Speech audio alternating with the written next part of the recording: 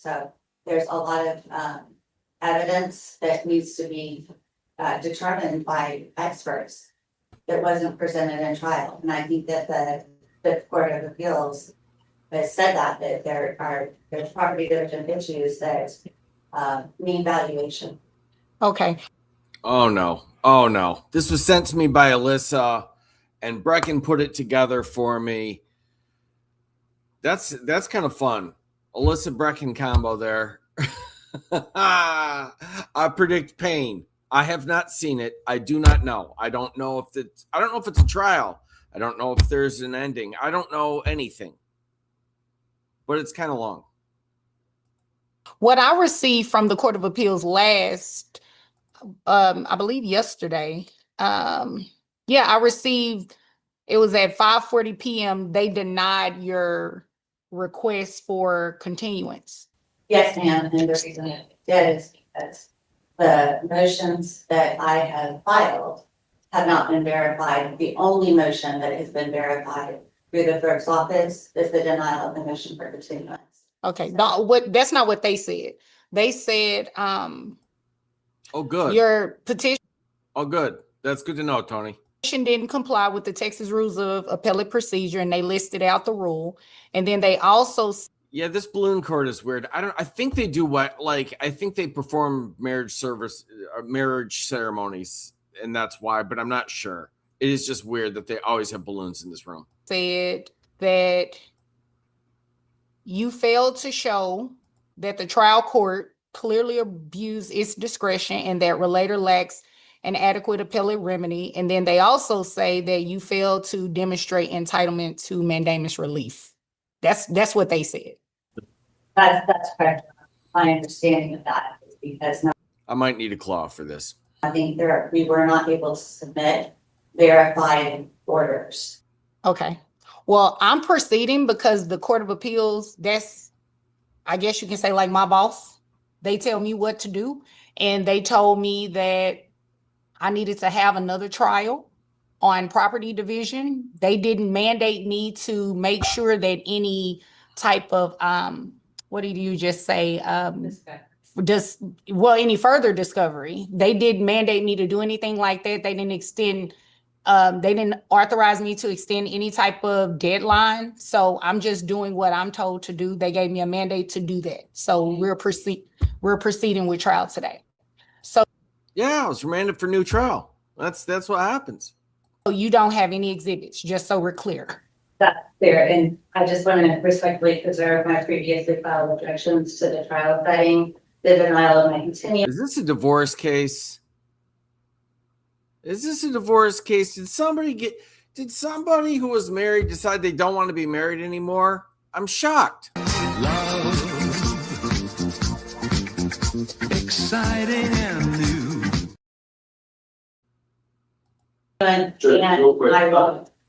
Real quick, can I make sure that nobody's recording? I know there was a camera up earlier. Make sure no one's recording in before right now. The camera earlier. And Judge Lee? No, here, I don't know if Ms. Chase's mother was phone up like this, if she was recording proceeding. I just want to make sure it's not going on. Okay. So I'm sorry, I was interrupted, but I want to I have been there. respectfully preserve my previously filed objections to the trial setting, the denial of my continuance, and my Rule 245 objection. So those were never, or the orders were never verified. I was told that my jury demand and my acceptance, or my motion to accept jury demand, the orders would be entered last Wednesday, and they were not. And the acceptance of jury demand and the jury demand orders still have not been entered to this day. I'm not tasked for anything with the jury demand for today. I'm only required to do what the Court of Appeals tells me to do. If I do anything beyond what the Court of Appeals tells me to do, I get in trouble. I'm objecting. This is a process, my constitutional right. Okay, so noted, and it's still denied. So we're going to proceed. Joy, you ready? We're not on record yet. I didn't call the record. Any objection? All objections.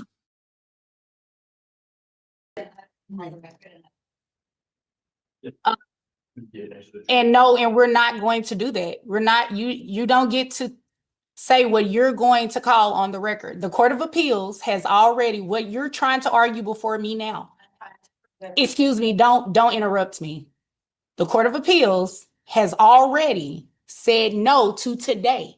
Anything you want to do after today is your business. But in terms of today, I would like for you not to interrupt me. That's the first thing. Moving forward, we are going to proceed with this hearing. I'm not going to further delay anything. As I've stated before, I was given very specific rules and directions from the Court of Appeals. That's who tells me what to do. They did not authorize me to go behind them after they have denied your request to go further. So I want to make sure that we're clear before we go on the record. I'm not entertaining it. I respectfully would like to preserve my right to TRCP 245 and my right for a motion, for a review of motion for continuance and a review of jury demand and a verified order entered for jury demand and my motion to accept. You said that once and I said no, and we're not on the record yet. I just want to make sure that before we go on the I don't know what's going on with this case at all yet, but I do know why someone doesn't want to be married to her anymore already. record, you understand the rules. I'm not entertaining it. I will go right back off the record. I'm sorry, I'm representing myself per se. And that's fine. You have to follow the rules just like everyone else. Your motion for continuance, ma'am, has already been denied. It has already been denied. You do not get to come before me and argue it again. Nobody does that. You're not an exception to the rule. Is that understood? Is that understood? I don't understand how I'm not able to preserve my right to appeal. You've already appealed this issue that you're trying to bring up. Yes, for today. And you are not going to further delay this hearing, ma'am. You already failed to appear for the exhibit conference. You don't have any exhibits to present to the court today at final trial after the mandate came from the Court of Appeals. There's no record. I have time. I have to be here. So we can sit here all day. It's up to you. When I call it, you don't get to tell me when I call the record, ma'am. I'm sorry, I was in a hearing 2 years ago where you didn't call it to record and no attorney called it to record, and so it was not on record even though there was a court reporter. Okay, it calls to record when I say we're on the record, not when you say it. And I didn't call it to record. She did not ask for a record. She didn't ask for a record. I'm asking for a record. And you're fine to ask for a record, but we don't go on the record until I call the record. That's how it works.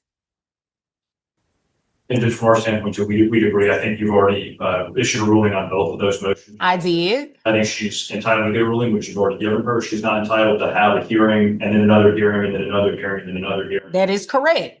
That's not how this goes. When I call the record, we go on the record and we proceed with today. Until the Court of Appeals limits my instruction, I'm going to do exactly what I'm told. All right, Joy, you ready? All right, we're on the record in cause number DL2311677. Counsel, will you please announce for the record? Yes, Mr. Page, on behalf of Elliott Zimmer petitioner, and we're ready. All right, and ma'am, would you please announce for the record? Michelle Chase, pro se, respond. Thank you. And prior to going on the record, this case was actually set to begin at 9 a.m. The court gave a courtesy to the parties to allow Ms. Chase to drive in. And there was an exhibit conference that took place at 8:30 this morning. The exhibit conference took place for an hour until 9:30 to give Ms. Chase an opportunity to appear. She failed to appear. Therefore, the respondent does not have any exhibits to tender to the court, and petitioner timely tendered exhibits. So at this time, petitioner's exhibits 1 through 83 will be admitted. Also, prior to going on the record, Ms. Chase attempted to make objections to the court proceeding with the hearing today or even trying to preserve some sort of record with the court proceeding today. So the record is clear. The court has already denied her motion for continuance. The court has also denied her request to, for whatever reason, stop the hearing or delay the hearing so she has an opportunity to get a forensic accounting of any exhibits. The court is proceeding as pursuant to the mandate that came from the Court of Appeals to have a trial today only addressing the property division, which the court was reversed on and affirmed on everything else. Is that everyone's understanding? Yes, Judge. Can I make one clarification? Is that everyone's understanding? It's not my understanding. Okay, so again, as I told you before going on the record, if you're going to entertain anything that the Court of Appeals addressed yesterday in denying your request for mandamus relief after this court denied your motion for continuance, your request is going to be denied at this point. I respectfully request. Okay. Notification. I did not receive notification. I was here at 9 a.m. Did not receive notification that the court would be delayed. Okay, Oh my ma'am, there God. is I haven't sworn you in yet, but there is an entire email thread. Ma'am, are you a whore? You thank the court for accommodating the parties, and counsel can verify that that is an email. So we are not going to do that today, ma'am. Be not notified that the court would not. Oh, it took place yesterday. You responded yesterday in the email. And Judge Parks, it's P82 and P83, that is the email thread you're referring to, stays in the record.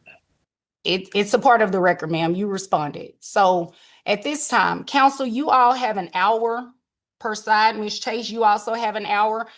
Let me make sure that my clock is working today. It's been giving me problems.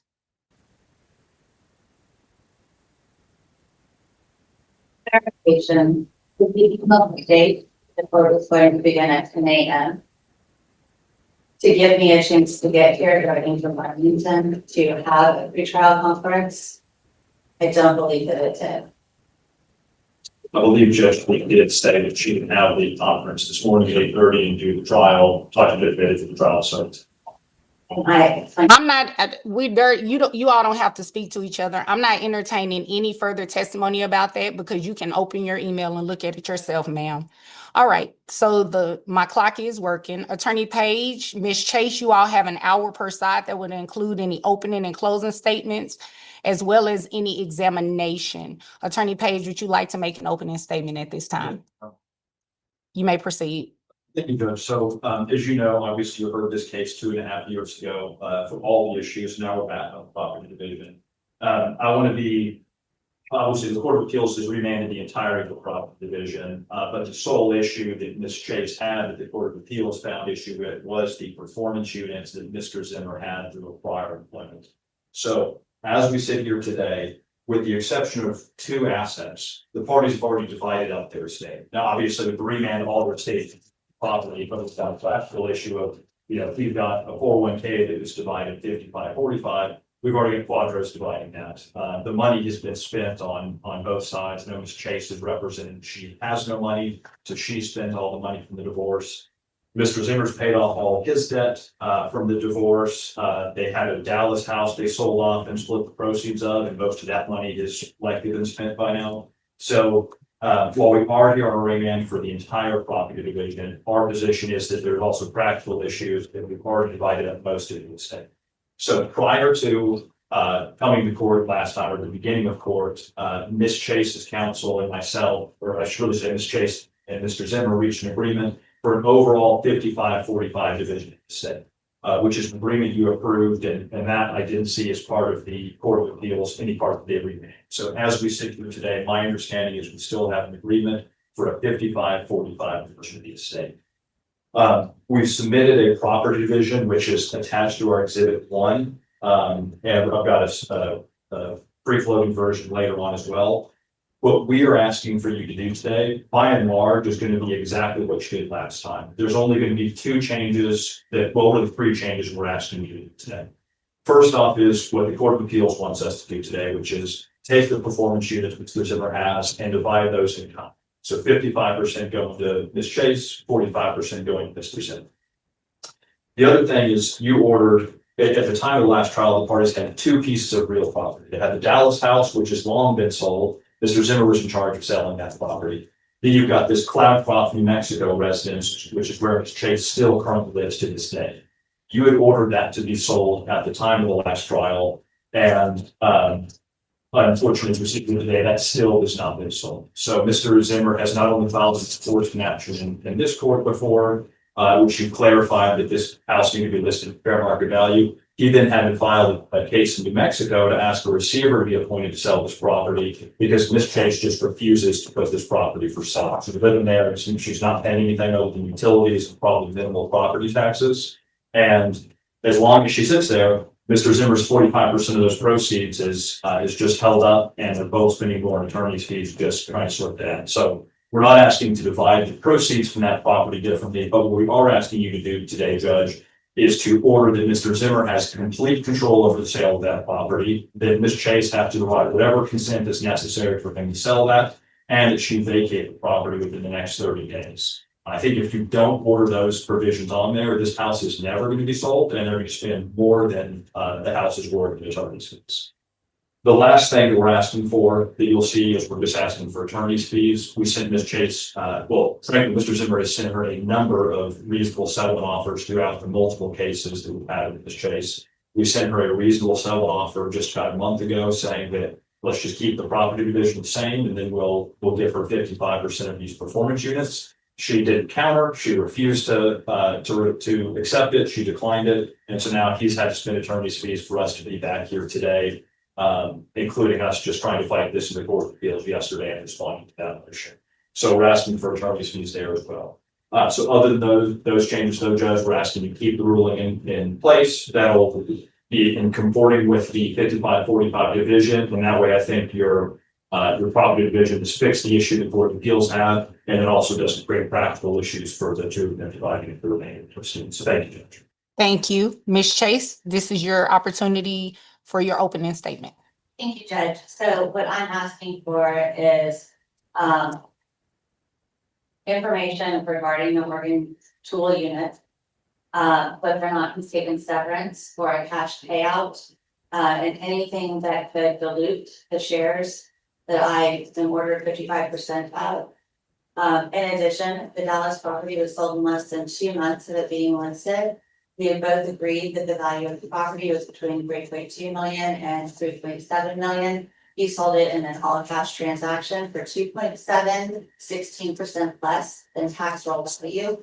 I would like emails between the realtor and anybody else to find out if there were deals that diluted the value from 3.5 average to 2.7 all cash.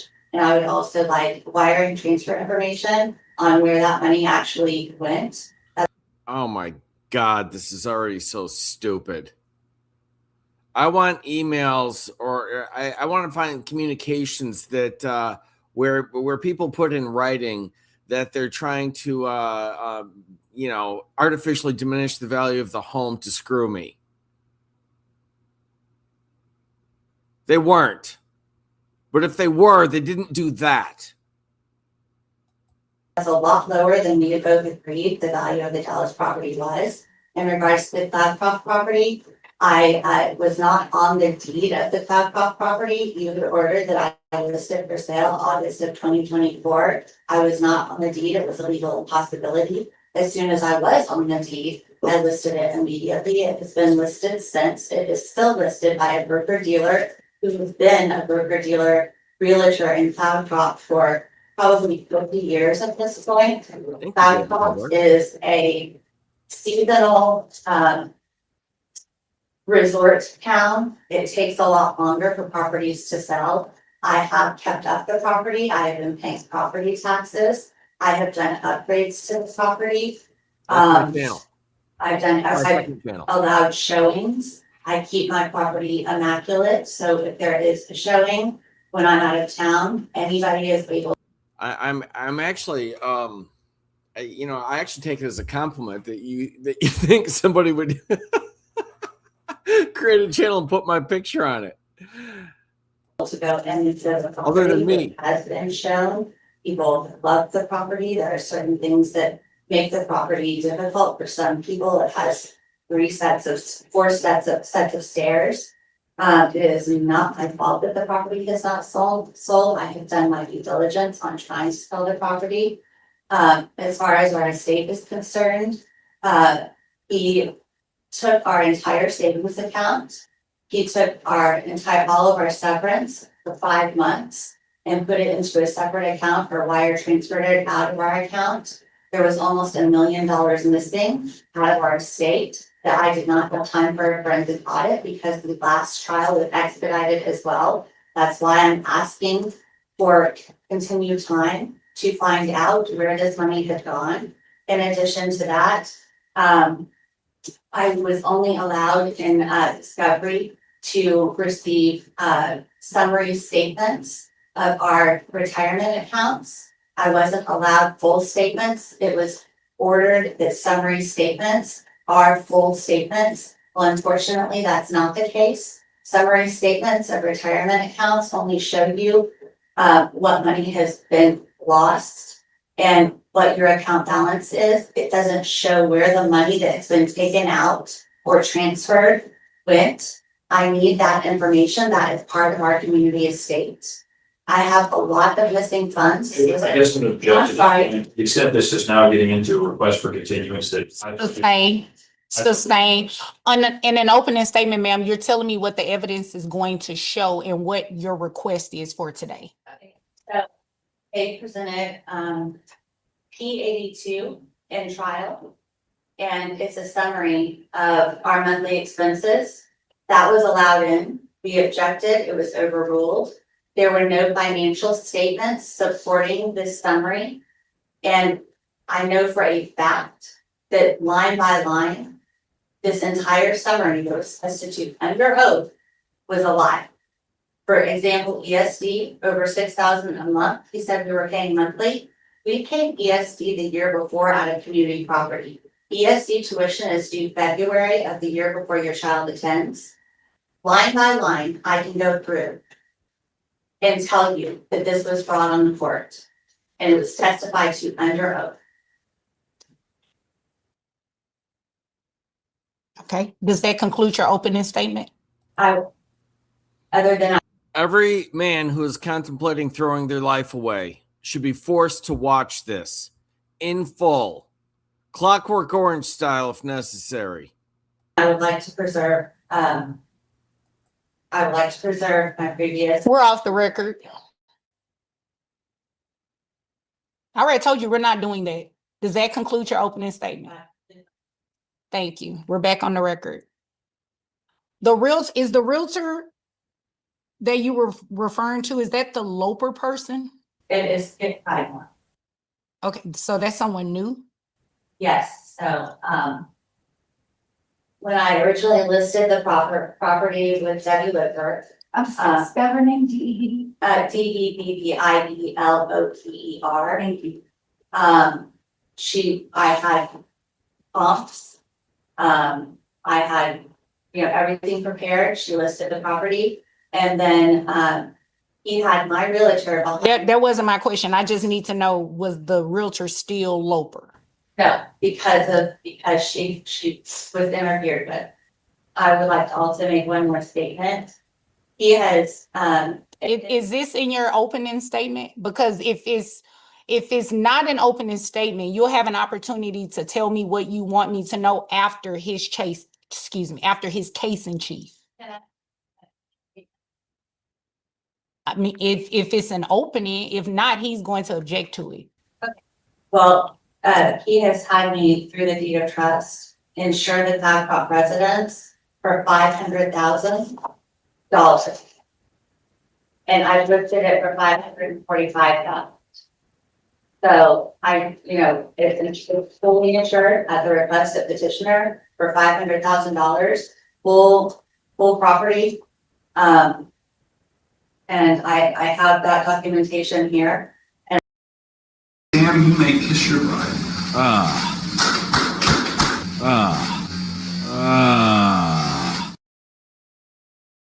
And I have I've done everything requested to ensure that I'm complying with the deed of trust and everything that's been asked of me. And I've completed it. Thank you. Attorney Page, you may call your first witness. Okay. And also, I think for, Ms. Jason, we'd ask that the rule be invoked at this time. Okay, and thank you for saying that. Would the two of you stand up and raise your right hands? Or mom too? I'm on for it. Yes, everyone. Do you all swear or affirm that the testimony you give would be the truth and the whole truth? Yes. Yes. Thank you. So the rule has been invoked. So sir, you may go ahead and have a seat because you're the first witness. Just pull the microphone to your mouth. Ma'am, the rule has been invoked meaning that anyone who may testify as a witness has to sit in the hallway and wait until the bailiff comes and gets you for any testimony. You're not allowed to speak to anyone on this case. And you just have to wait in the hallway. I swore her in as a witness and he may call her, so he invoked the rule. State your name for the record. I am with a lie, Charles Rice. And can I give you, well, let me give you a, I'll have to have me sit on. Can I approach the witness, Judge? Yes. And you all exhibits. And I should return to tab number 68.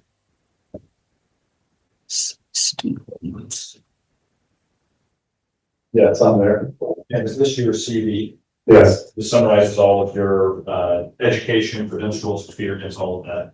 yes, Okay, and you've been designated a number of times in cases to testify as a financial expert in Washington, Texas. many times. Okay.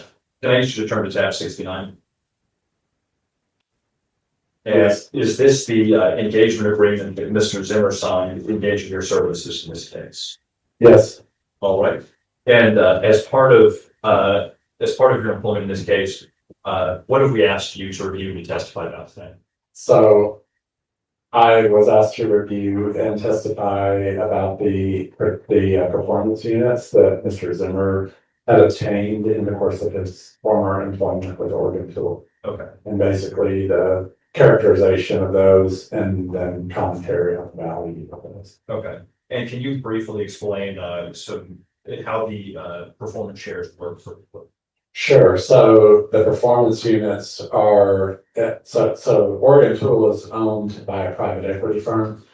And key employees like Mr. Zimmer gets performance units so they can share in the upside of the company, so to speak, only though upon the occurrence of certain events. So to some extent, they kind of are a cousin, so to speak, of say stock options, where a stock option is where a person, assuming the price of the underlying stock gets to a certain point, the stock option has value, the fair market value of the stock less the strike price. There's many, many variations of stock options and similar items, and this is one of them. But a performance unit really is just something that could have value someday, but it really has no ascertainable fair market value until certain events occur. And in this case, the events would be a sale of the company or an IPO of the company or a cash distribution made to equity holders. And those events are completely unknown as to the timing or the certainty or the probability. So these performance units, in this case, and I've encountered them many times before in other cases, they just don't have any ascertainable value at the point in time, because there's no information available that tells us when any of those events would occur. And today's performance units, do they expire at some point? Yes, these performance units will expire by their terms on December 31st of 2028. And so as you testified, I just want to make sure that I've got it straight as well. So they have no value right now. They wouldn't have a value, if any, until we have some qualifying event like a sale or an IPO. Now, those are outlined in section 7 of the governing document, the 3 events. Okay. That will tell us, so it's something we can't I mean, with all evaluation tools we have, we just can't assign any value to it at this time. And this is not a public company. We can't Google what the stock value is, right? Right, but the stock value has no relevance anyway, because it's due, remember, IPO, so it's a private company we get. So it has to be an IPO or the sale of the company or a cash distribution of equity. Those are the three Two events. equity holders, is that what you're thinking? Yes, and equity, yes. And as we sit here today, none of that has happened. So Mr. Zimmer's not receiving any money for these shares right now. Is that It's my understanding, none of those items, none of those events have happened. okay? Correct. Is it your understanding Mr. Zimmer is no longer employed with Oregon Tool? That's my understanding. Okay, so the time of the last trial, Mr. Zimmer was employed with Oregon Tool, right? That's my recollection. And so if you turn to, can I just return to tab 71 in front of you? Yes, And this is the OT Holding Corp, which is OT Holding Corporation is Oregon Tool, right? right. And the 2021 participation plan, is this the plan that provides for these performance units? Yes, it grants them, yes. Okay, and then if we turn to, I'll have you look at 73 first. Was this one of the grant agreements that Mr. Zimmer got? Yes, there were two. Okay, so this is, and you see the date of grant says November 2022. November 7th, 20. And so if I call this one the 2022 grant agreement, will you understand this is the document referring to? Yes, Okay, and then if you turn to 74, same thing, we've got a grant agreement from July 29th, 2023. yes, And if I call this the 2023 grant agreement, do you understand what I'm talking about? yes. So under both of these grant agreements, was there a vesting schedule that you would receive and then have shares vested? Yes, Can you turn to exhibit 75 now? yes, So since Mr. Zimmer is no longer employed, is your understanding that the vesting schedule is largely irrelevant at this point? yes, there's a set amount that he owns. Okay, and in this letter, does Oregon Tool explain exactly how many shares Mr. Zimmer has as we sit here today? Yes, Okay, and they actually refer to the 2022 grant agreement and the 2023 grant agreement, right? right. Okay, so we sit here today, we know how many units he's got, but we've got no idea how much they're worth. There's no way for anyone to know what they're worth. Okay, We don't know and no one else knows because there's no timetable, there's no projection, there's no forecast of when these events would occur. And we wouldn't know the magnitude of those events. or if they ever occur with it. But yeah, we don't know, we have no information. So as an aside, these items in IRS parlance have no ascertainable fair market value. And that way, when they're actually granted to people like Mr. Zimmer, there's no taxation at that point. So there's no value to them, so there can't be any taxation at that point. And so, do you recall last time we were here, you talked about how really the only way to tackle these is to divide them in kind, since we don't have a value for them? Yes, that's how most stock options are divided anyway. I mean, even stock options are divided that way. They're typically not valued. But these are absolutely, the only way to do it is divide them and in kind, and then each person would get any benefits on an equal basis. And so, as you sit here today, you agree that what we've got to do today is just divide these in kind? That's yes, absolutely. Okay, I'll pass it to Jim. Thank you. Ms. Chase? Hello. So I'm unfamiliar with the way performance units technically work. I had read somewhere that at one point there was a value of like $1 per unit or something, but that could have just been an example that I read. To decide, our judge. Sustained question. Can you tell me if performance units can be negotiated out of or devalued by severance or cash payout before or if the triggering event occurs? It's highly unlikely. I guess as we say, anything is possible in the world, but these performance units and others like them are just governed by a strict agreement that typically cannot be deviated from. And whether somebody has the power to go in and make a unilateral change is almost unheard of. So I've never seen it in practice in 40 years as a city. Would you agree that that would be something that I should be able to check into and be concerned about? Well, as a qualitative matter, I think you would be entitled to discovery and information that's available in the normal course of business. But in terms of, I mean, these agreements are, the terms of these agreements are in the four corners of the documents. And there wouldn't be any way, in my opinion, or any reason for someone to need to go past that. It's just an agreement. Here, you get performance units, they may be worth something someday, they have a specific vesting schedule, they have an expiration date, and if it pans out, great. And that's pretty much it. But would you agree that there could potentially be, at the time of separation of the company, an agreement that negates some of what has already been agreed on or alters some of what has already been agreed on in a new agreement with the separation of the company? Judge, I'm gonna object to calls for hypothetical. Sustain.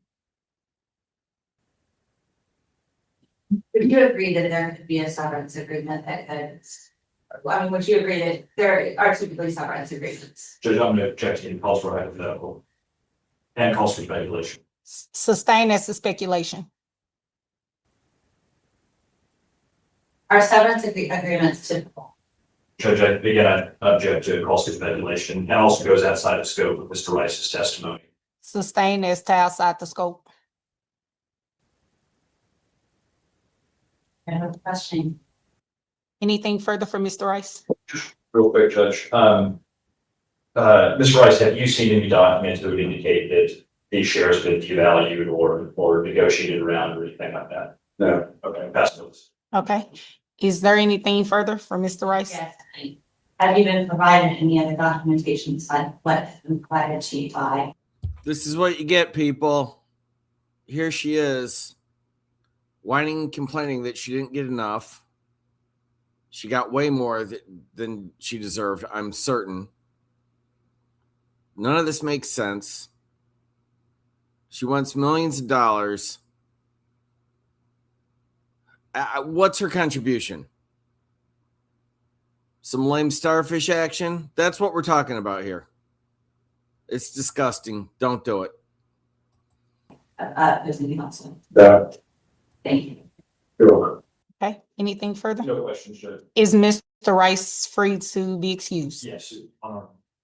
Okay. Thank you for your time, Mr. Rice. You're very welcome. You're welcome. Counsel, you may call your next witness. Yeah, I mean, I would just stop at don't marry. We call Mr. Zimmer. Okay. Same thing, Mr. Zimmer, just pull the microphone to your mouth. You state your name for the record. Helen Zimmer. And you were previously married to Ms. Chase, right? Yes. Okay. We previously had a trial in this case, is that correct? Yes. And was Ms. Chase happy with the court's ruling? No. And what did she end up doing? Because she was unhappy. She appealed. Okay, and so why are we, as it relates to the appeal, why are we back here today? To determine what's there will be the performance units more individual. And can I have you turn to exhibit 1 today? Yeah. In addition to the performance units, there were also, we're here on the other property division issues too, right? Yes. Okay, but the performance units was the issue the Court of Appeals had. Correct. Okay. So the Court of Appeals didn't have an issue with how your 401k was divided? No. Didn't have an issue with the proceeds from the sale of either house being divided? No. Okay, so none of the other stuff was an issue. Mr. Page, slow down real quick. I apologize. I'll I'm not, didn't have an issue with the proceeds of the sale. From the sale of either residence. And I think I asked him if the Court of Appeals didn't have an issue with any other property division issues. And I'd like to object to that. Okay. What is your legal objection? My legal objection is that the Court of Appeals remanded the entire property division. And Judge, that's not what my question was. They did remand the property division, but they remanded it because of. You're saying specifically in the opinion? Yes, correct. We are here today for the whole property division, but it's not as if they said the 401k was divided wrong or anything else. They just said the performance units had to be divided in kind, so we've got to divide them. So I'll sustain in terms of how the question was asked. Rephrase. when the Court of Appeals remanded the entire property division, in their opinion, the only thing they mentioned as error was the performance units. Is that correct? Correct. Okay. So I went to looking at exhibit 1. I'm sorry, I'd like to object to that. Okay. What's your legal objection? My legal objection is that if they only found error with the performance units, they would not have redivided the entirety of the property.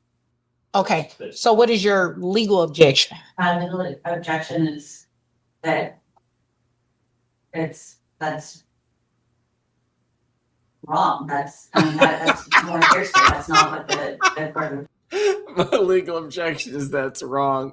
Oh my God. Oh my God. Oh my God. The money down the drain for this. And she's just like oatmeal. Like, there's really nothing wrong with her. I wouldn't say she's ugly, but she's not attractive. She's just just plain stupid. She's got an eat, pray, love sign. She does. I'm telling you right now. Rule. Okay, overrule. Thank you.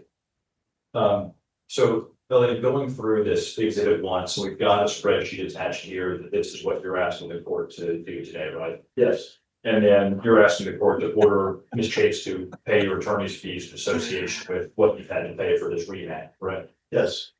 And on Cloudcroft residence, are you asking, so it's a time of that file. Well, I'll go into this detail more, but you're asking for some changes on the Cloudcroft residence, correct? Correct. Okay. I want you to turn to exhibit 13 right now. And is this your inventory appraisement from the day before our last trial? Yes. Okay, so if we're looking at the value as at the time you value each asset at the time you guys got divorced, this is our most up-to-date document. Shows Yes. those values was. Yes. Okay. And then I won't go through each one of these, but are you familiar with the exhibits P14 through P40? Yes. And those are each like statements or other supporting documents for each of the assets that are in the state. Correct. Okay. And if we looked at P47 through P56, are those supporting documents for each of the debts in the state? Yes. As far as your income appraisement, if we're to go line by line on this, and you were to talk about each asset in your community estate as of the date you got divorced, debt in the community estate as of the date you got divorced, would this document accurately summarize your testimony on that issue? Absolutely. Okay. I'm sorry, which document are you referring to? 13. Can I get you to turn to page or to tab 63? Yeah. Okay, and is this this court's rendition of ruling from your divorce? Yes. And it's dated March 20th of 2024, right? Correct. That was the date that the court divorced you. Correct. Okay. Can I get you to turn? I just want to go through some of these properties. So can I get you to turn to page 2? Yes. So if you look a little more than halfway down, you see there's the following confirmed to husband/father. So all the bank accounts sold in your name, those were awarded to you, right? Yes. Okay. And in the last 2.5 years, that you had both living expenses and attorney's fees to pay? Yes. Did some of that money come out of the bank accounts? Yes. Okay, and so the money that was actually awarded to you on March 20th, 2024, is that money still in these accounts? No. What about there's a promissory note to Harry Zimmer. So who's Harry Zimmer? It's my father. Okay, and you owed him about $131,000 at the time of trial? Yes. Have you since paid off that promissory? Yes. Okay, so is there any way for the court to redivide that and have Ms. Chase pay a portion of it if you've already paid the whole debt? No, not practically. Okay. What about the 50% of the 2023 tax liability? Have you already paid that tax liability? Yes. Okay. And so there's no way to redivide that and pay it some other way because the money's already gone. Correct. Okay. Can I get you to turn to the next page now? You see there's the section that says real property. Yes. And you see the first one is the marital home on Walnut Hill Lane in Dallas. Right. Okay. Did the court order that to be sold? Yes. And who was in charge of the sale? I was. Okay. And did you sell that property? Yes. Did you, once it was sold, how were the proceeds divided between the checks? 55% to her, 45% to me. And you guys have since divided up those proceeds? Yes. About when, if you recall, about when did that sell? It was in the fall of 2024. So almost 2 years ago. Correct. Do those proceeds, as far as you're aware, just on your rate, the 45% proceeds, do all of those exist as we see today? No, So you've had to spend that money or some of that money. I basically paid back my debts. Okay. And you've heard Ms. Chase represent a number of times in this case that she has the money, correct? Correct. So that indicates she's paid off she's spent all of the 55% she got from this house. One way or another. Do you recall the closing statement or the settlement statement you got when you sold this house? Yes. And how they divided up the proceeds between you two, right? Yes. Was there a line item for money that was owed to Ms. Chase's prior attorneys that represent her at the last trial? Yes. Okay. Is your understanding that, or your presumption that she's paid that debt off? I'm not sure. I think there was, it got split 45 to me, 55 to her, and my understanding is that there was a lien and she had to work that out with the lawyers, and I'm assuming that I'll consult it out. Okay. So just to be very clear and blunt, as far as the proceeds from the Walnut Hill Lane residents, do all of those proceeds even exist today for the court to redivide in some manner different from the way it divided 2 years ago? No. Just real briefly on the Cloudcroft residence, because I'll ask you about this later. It has, would that be supposed to be sold as well? Yes. Has it been sold? No. How much of the proceeds were you entitled to? 45%. So you have not received the 45% as entitled? No. Skimming through the cash and accounts for financial institution. Have you and her divided up the accounts in the manner that Judge Bailey ordered in this? Yes. Is all of that money on your end at least still in those accounts? No. So is there any way to redivide those to different manners then? No. I want to turn to the next page. Same thing with the brokerage accounts. Have you guys divided up those accounts that way? Yes. Do all of those funds exist as we see? Not that. Okay, the Oregon school bonus, did you guys divide up that? Yes. And do all of those funds exist today? No. What about the retirement benefits for the 401k? Was there a quadro the court signed to divide up that 401k? Yes.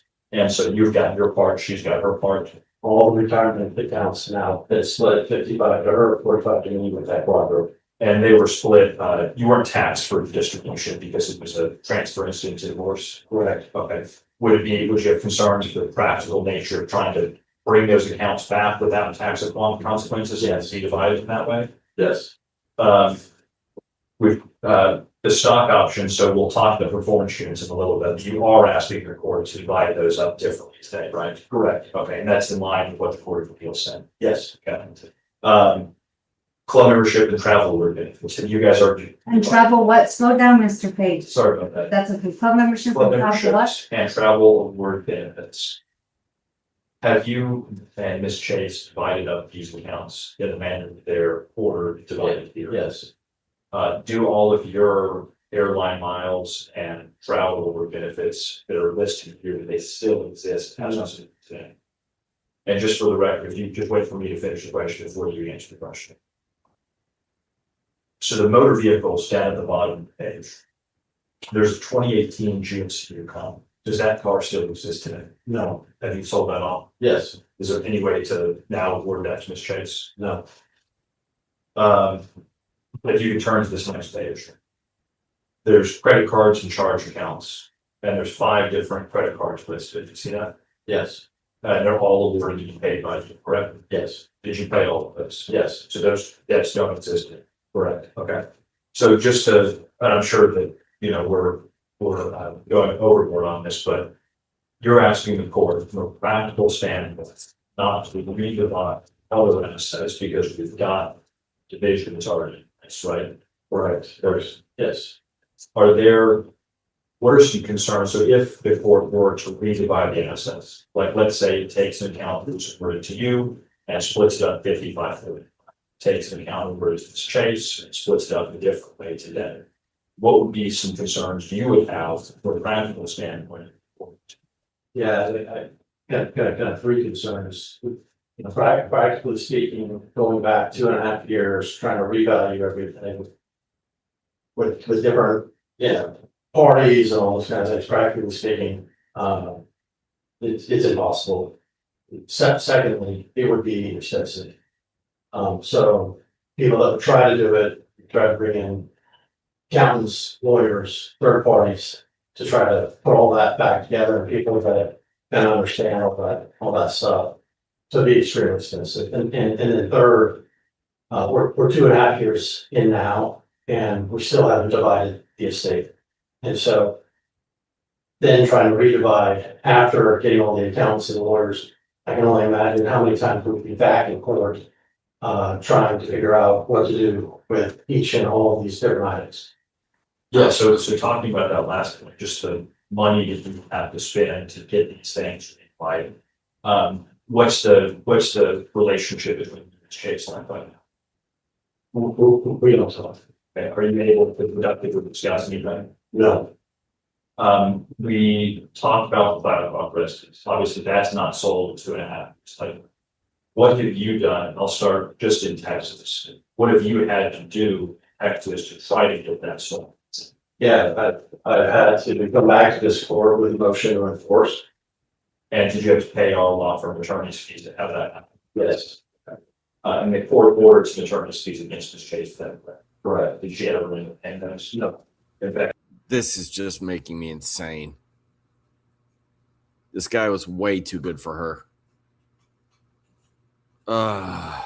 she appealed that as well, right? Correct. Did you have to pay us attorney's fees to defend that? Yes. What did you have to do then in Mexico to try to get this New Mexico listed?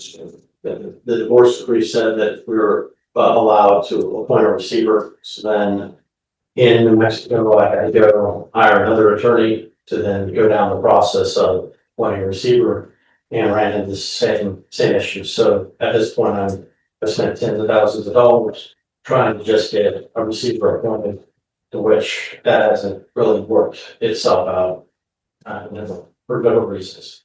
So if, let's say the court takes one of the assets that was awarded to you or to Ms. Chase, redivides that, do you think that Ms. Chase would cooperate with you and redivide that easily? No. Do you anticipate that we have to get at least some funds involved to get that divided? Yes.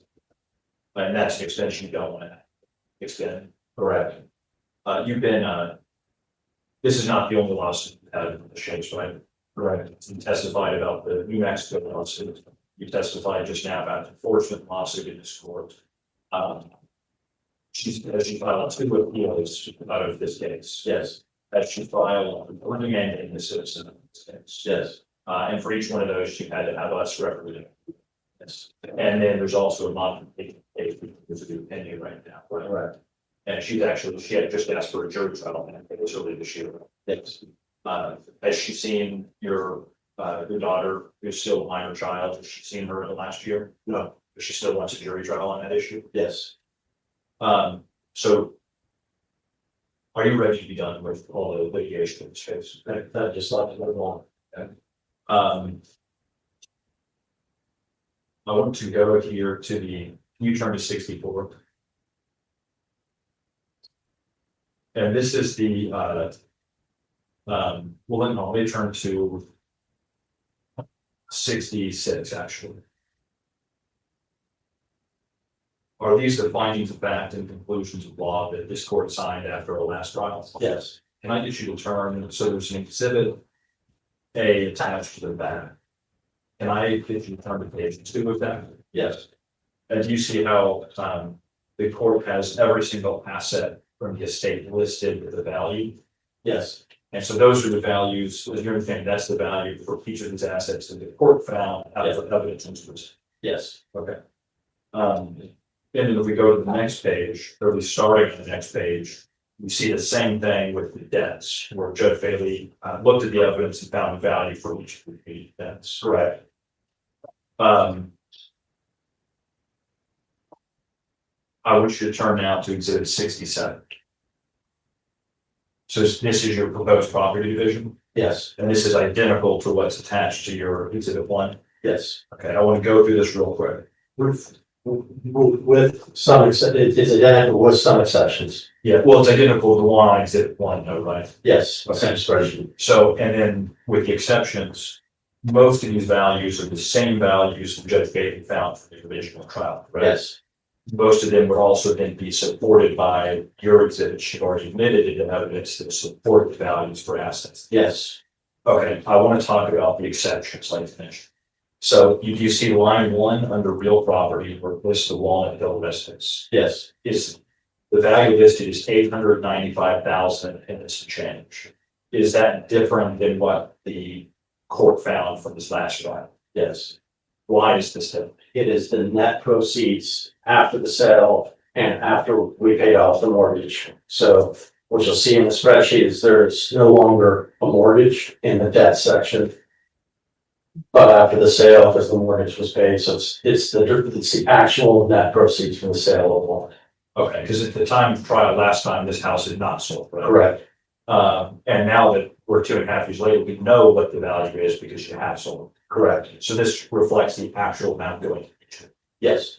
Okay, I want to go down to line 13 under stock options. You've got the OT Holding Corporation performance units. Yes. Are those the performance units that would be issued or be given? Yes. Okay, and last time the court awarded 100% of them, correct? Correct. How are you asking that they be divided today? 55% to Ms. Chase, 45% to myself. And that is in line with the agreement everyone reached before trial last time for a 45-55 issuance. Yes. It also says total of 4,506,840 units. Yes. At the time of the last trial, were you employed by Oregon? Yes. Is there a whole vesting schedule for how many units you had would get to invest over time? Yes. Okay. And as you sit here today, are you still employed with Oregon? No. When you left Oregon Tool, did they confirm the number of shares that you told them? Yes, based on that vesting schedule, based on the time that I left Oregon Tool, it was calculated, and that's that 4,506,840 is the amount of units that vested that I've been left Oregon Tool with. Okay, so if we look back to even information available at the time of the last trial, we could calculate the vesting schedule, right? Yes, and in the exhibits. And when did you leave your employment with Oregon Tool? In basically May of 2025. Okay, and so in May of 2025, this is the number of units that already vested. Correct. Okay, and so they said they let you walk away with the vested units and you didn't get any units that were not vested. Correct. Okay. Are there, well, I know I'm gonna move forward here. Going down to, let me have you turn to the next page. You see at the very bottom of the liability section, item number 10 is the 2023 tax liability. Yes. You have $41,805 listed. Is that how much was listed at the time of trial? Yes. What was listed at the time of trial then? I don't think so because it was right before tax season. So, had you paid taxes in March of 2024 for the 2023 season? No. So did we have an estimate for what you thought taxes were? Correct. Okay. Since then, you now paid those taxes. Yes. So now, where do we get this $41,805 figure? That's the actual amount that's paid. Okay. So other than the amount of the taxes, the net value, the net proceeds from the Walnut Hill residence and the division of the actual units from the performance units, the rest of this is all the same based on what the court found last time. Yes. Okay. And real quick too, going to the Cloudcroft residence, because I want to talk to you a little bit about that next. You've got a value listed at about $397,000. Yes. Have you, even throughout the lawsuit in this case, we worked with at least one realtor who works out in Cloud. Right. And based on comps and what she's testified to, do you believe that $397,000 is an accurate figure for what that property was worth at the time of the divorce? Yes. Okay. So you still stand by this 397 figure? Yes. Okay. So let's talk more about cloud conferences. I think we probably hit most of the points already, but do you recall, so the court ordered that house to be sold, right? Right. And the court put a deadline for that house to be sold. Yes. Was there an issue where Ms. Chase had sent you like the listing agreement the day before, the evening before it was supposed to be listed? Something like that. Was it just the listing agreement or were there like asterisks that she had told the realtor, but Or was there asterisks? asterisks, yes. That she told the realtor. Yeah, if I remember correctly, the realtor wanted me to sign something basically waiving my ownership stake or something. That's his view, but, And, did it get listed, because that did it get listed by the deadline? Right. Correct, it was not listed by the deadline. it was not, it's, When it finally was listed, was there an issue with the way that it was listed? yes. What was the issue of how it was changed listed? She listed it with a price that was way above the 397. Do you recall, was it about just under 600,000? Yes, over 5,000. Okay, which was not at all in line with what the evidence showed. Right. As far as you're aware, have there been any prospective buyers for the property in the last 2.5 years? As far as I'm aware, Did it get taken down from being listed at some point? for a while, Okay. yes. And so today, one thing you're asking, so in the last ruling, Ms. Chase was given control of the sale of the New Mexico residence, and you were given control of the sale of the Dallas residence. Yeah, and she was told by this court to list it at a price where you get willing buyers and willing sellers to come together. So basically told to take the price down to a place where the market would. Objection. That's not what we said. Okay, what was the legal objection?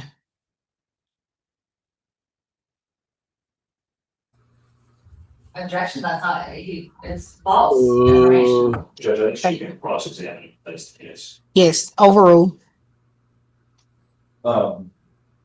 So This was basically her argument. I want to dumb her down the ticket. Like I want to fight that.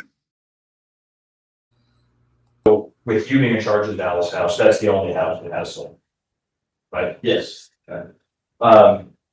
You heard Ms. Chase even just today say that something went, she made some sort of allegation that there was underhanded stuff with the sale, you sold it for way less than it was worth. Right. Okay. Do you believe you sold it for less than it was worth? No. Okay. Did you work with the realtor to get it sold? Yes. And did the realtor did he think that was a good price to sell it? Yes.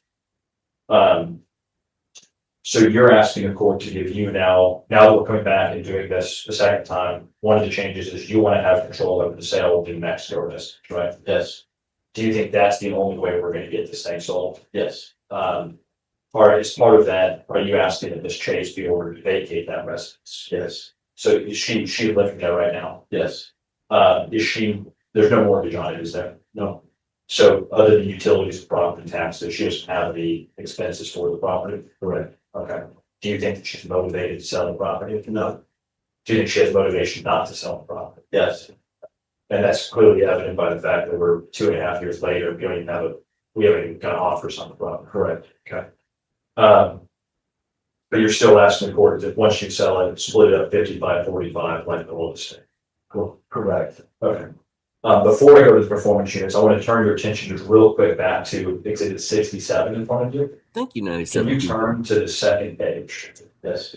So you see down at the bottom, you add all these values in, it's got about 43% to you and 57% to Ms. Chase, right? Right. Okay. So you guys agreed to a 55-45 split. Right. And technically this is actually a little more favorable to Ms. Chase. Yes. Okay. Are you asking the court, are you fine with it being a 57-43 if we can just get it done today? Yes. Okay. Like you said earlier, it's ready to have this be done. Yes. Okay, so you're making no objection to 57-43. Correct. Okay. Let's talk about performance units. Well, I guess I've asked you some question about those. On the Clowncroft residence, you understand Ms. Chase was trying to argue at the last trial that that was a gift to her. Yes. Did you gift the Clowncroft residence to Ms. Chase? No. there was, so the deed went from being in your name to both of y'all's name, correct? Correct. Can you explain for the court why that's the case? Yeah, but, when we were setting a title with the closing, we noticed that they basically only put my name on the title, and it's because I did all the work to get the closing, and all the documentation, whatever. While we were there, Michelle and I realized that, and we realized that we should get the paperwork cleaned up. We asked the title company the best way to do that. They couldn't reverse all the closing procedures, and so then we had that paperwork done after the fact. And so it was just, your both of y'all's name being on there, was the gift? Are you saying that it was just to reflect that that was community property owned by yours? And the court, Judge Bailey found that to be community property last time, right? Yes, And the Court of Appeals didn't take issue with that. correct.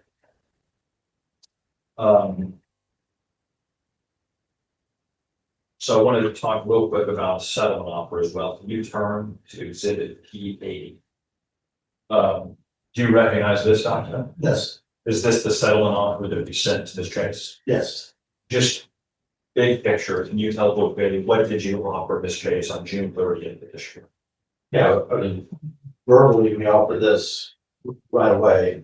The same, just want to move on, 55-45. And so big picture, what's offered, the settlement offer is 55-45 split with the Oregon Tool performance units. We also provided the evidence of how many performance units were there. We reached back out to Oregon Tool so they could provide all that information. And then secondly, I offered a path for Ms. Chase to stay in the Cloud Crop residence by buying out my 45% for a reduced price of $75,000. This is something that the New Mexico attorneys had actually already talked about. We've brokered over email, a settlement, if you will, over the Cloud Crop residence. So I thought we would package the two together, and try to get the two issues behind us. Did Miss Chase accept that offer? No, Did she even send you a counter offer? no, Have you had to spend money for attorney's fees since then? yes, And are you asking the court as part of your request today that Ms. Chase be required to pay you with reimburse you for all the attorney's fees you've incurred since the settlement? yes. Who don't pass the witness? Okay. Ms. Chase, you may cross-examine. May I have him sworn in after the Bible? He's been sworn in. I know. You may proceed with your questions. I want you to know that you are under oath and that you are swearing. Object side of You got, Sustained. Just ask your question, ma'am. don't lie. Oh my God. I want you to know that you're stupid. Can I present this? This is an exhibit. You can approach him and ask a question. Thank you, Kendra. This is your exhibit that you testified to March 7th of 2024 property division. Do you understand that lying under oath in division of property or modification of child custody is a felony? I don't get this that question. Also, this is an exhibit. I haven't seen it, but it sounds like not one we have today. Sustain. And Ms. Chase, again, I'll remind you, you have to ask him a question. And I will. Yeah, Without the sidebar, you have to ask him a question. Stand that testifying under oath in division of property or modification of child custody is a felony offense. objection calls for legal conclusion. Sustain. And the questions can only be limited to property division. Okay. And excuse me if I'm a Matlock fan. And that is fine. He brought up a lot of different things. Have I seen my child in a year? So, I mean, this goes to a lot. You can ask your question.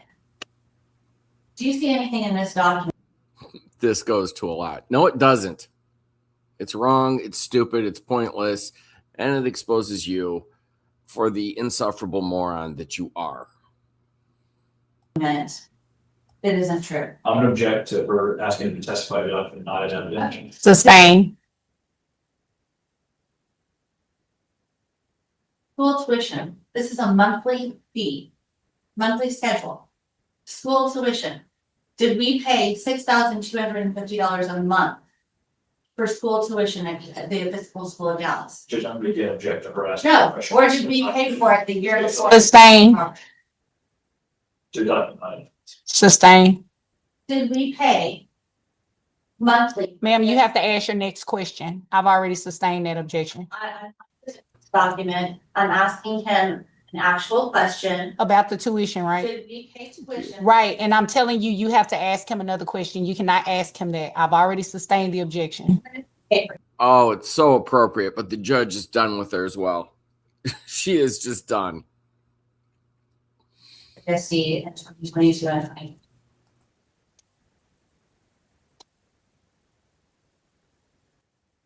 We had two daughters going to ESD, and if I remember correctly, ESD is roughly $35,000 to $40,000 a year per. And so times two, that's $70,000 to $80,000. At different years, while they were growing up, in different years, we were fortunate enough to either have a bonus or some money that would come set aside in savings so that we could pay everything up front. And so we did not pay it monthly, correct? When you divide $80,000 by We 12, paid it with community property the year before. I don't understand the question. We did not have a monthly fee in 2023 or 2024 for school tuition. We have paid it in full in February of the year before. Correct? Go ahead. I offered, Wait a minute, hold on, sir. I didn't get Mr. Page's I objection. think she hadn't corrected. I'm just saying objection sidebar, but she hadn't corrected yet. So. Okay. You may answer the question, sir. I offered, and we paid for our community property for an accountant that you chose to go through each and every one of our, all of our different finances and all different steps. Did you? Michelle, I'm answering the question. Michelle, when there's a difference between cash flow, net income, and how money actually flows. And so in that schedule, when I take $80,000 and divide it by 12, take $80,000 divided by 12 is how much, Michelle? You're not asking me. It's roughly questions. I'm 6,000. asking you questions. I'm not answering your question. You So it's 60. presented this to the court as to where our monthly fees were going. Is that true? Judge, I object that she hasn't even finished his answer to the question. He is actually answering her question, and he knows she's stupid. So he has to like dumb it down so that she can get there. That's literally what's going on. Sustained. And I guess, wait a minute, Ms. Chase, what is the relevance to this line of questioning to the property division? No, I'm sorry, because you're not going to cut me off anymore. What is the relevance of this line of questioning to the property division? We were missing $500,000 in savings, $65,000 a month in income, part of which was community property severance for 5 months. He presented this document and presented an line item of every single penny as to where that $55,000 a month we were spending. This was a complete lie. I have documentation as to it. And I'm just trying to get him to answer. Did we spend $6,200 a month in school tuition, or had we paid it? Yes, the judge is preserving my sanity. I mean, she's just got a horrible disposition, and she's hard to listen to and frankly stupid. But the judge being onto all of it and understanding the complete situation, making rulings that are appropriate, it really helps. Out of community property the year before the divorce was even filed. And I asked the question again, what is the relevance to today? And spent. This is community property that the Fifth Court of Appeals has remanded. And I'm trying to tell everybody that this is not where our money went. Where did our money go? And it is findable, but this is a lie. This is not where it went. Okay. It says, did we spend $200? So you didn't present any exhibits to show otherwise. Okay, so you can ask him another question. I just want to remind you though, every question that goes outside the scope of what the Court of Appeals tasked me to do, he's going to object. Okay, so the entire property was remanded. Oh, you're asking him a question. So I'm asking you, the entire property was remanded. In school tuition, were school lunches included in that school tuition? I object to compound of this question if it got remanded or if it's a question of tuition or school lunches. This is as to where our community property has gone. Sustain, rephrase. Okay.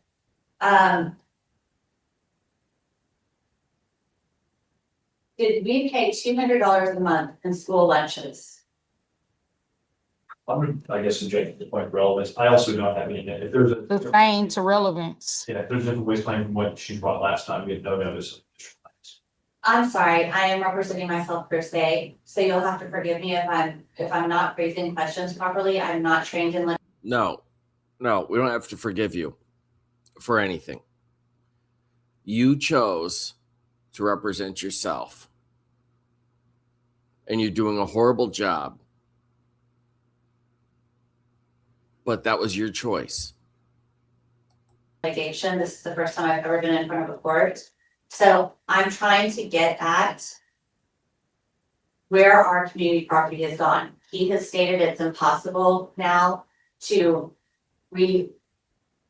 evaluate our community property, and it's not.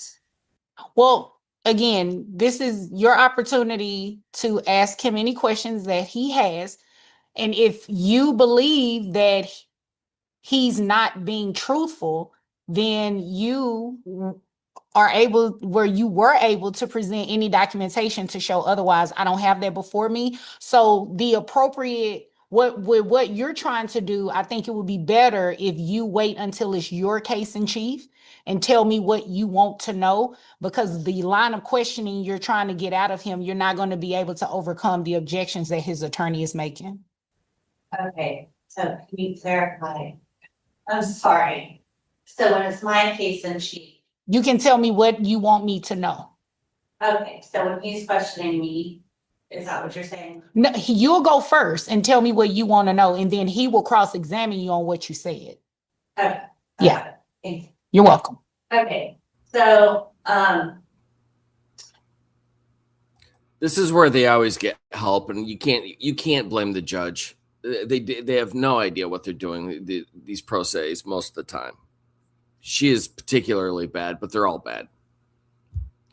And at some point, you have to give them some hints just so you can get through the day. the entire property is being redivided. Can you tell me, what happened to our children's bank accounts? Objective vague on which accounts we're talking about. Sustain. Accounts. So my children had 2 savings accounts. And I want to know what money was taken out of the children's savings. Objection. I agree. This is all emotion. It's really attention at this point. She's already by virtue of her gender has already won this thing and has gotten much more money than she should by any moral standard. However, this isn't a court of morals, it's a court of law, and that's what happens. She's going through all this stuff basically because she enjoys the attention. She wants to be nasty. Saying so. It was sustained.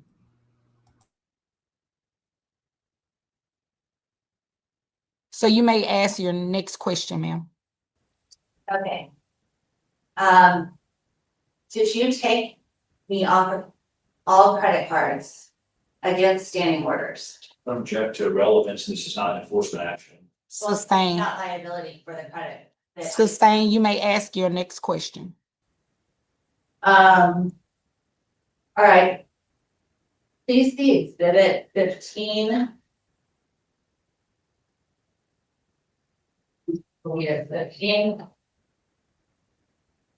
15, it's all 15. Does she testify? Would you like to see my notebook? Because if she does, that has to be horrible.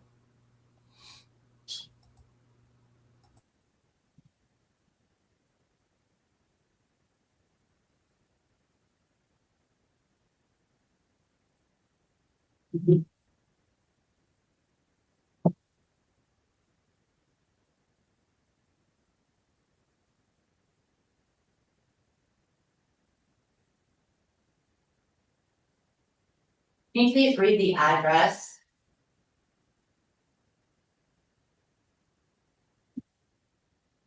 511511. 5115 Walnut Hill? Yeah.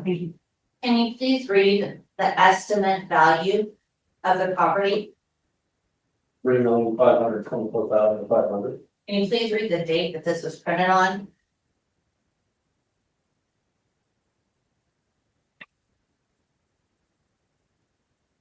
It's February 29th, 2024. Correct. When was our home on Walnut Hill sold? September, October When was the contract on the home signed? 2004. It was signed in August of 2024. Object to the sidebar. Sustain. When did you list the property for sale? In the summer, Do you have the date? sometime in June. How long was the property listed before it sold?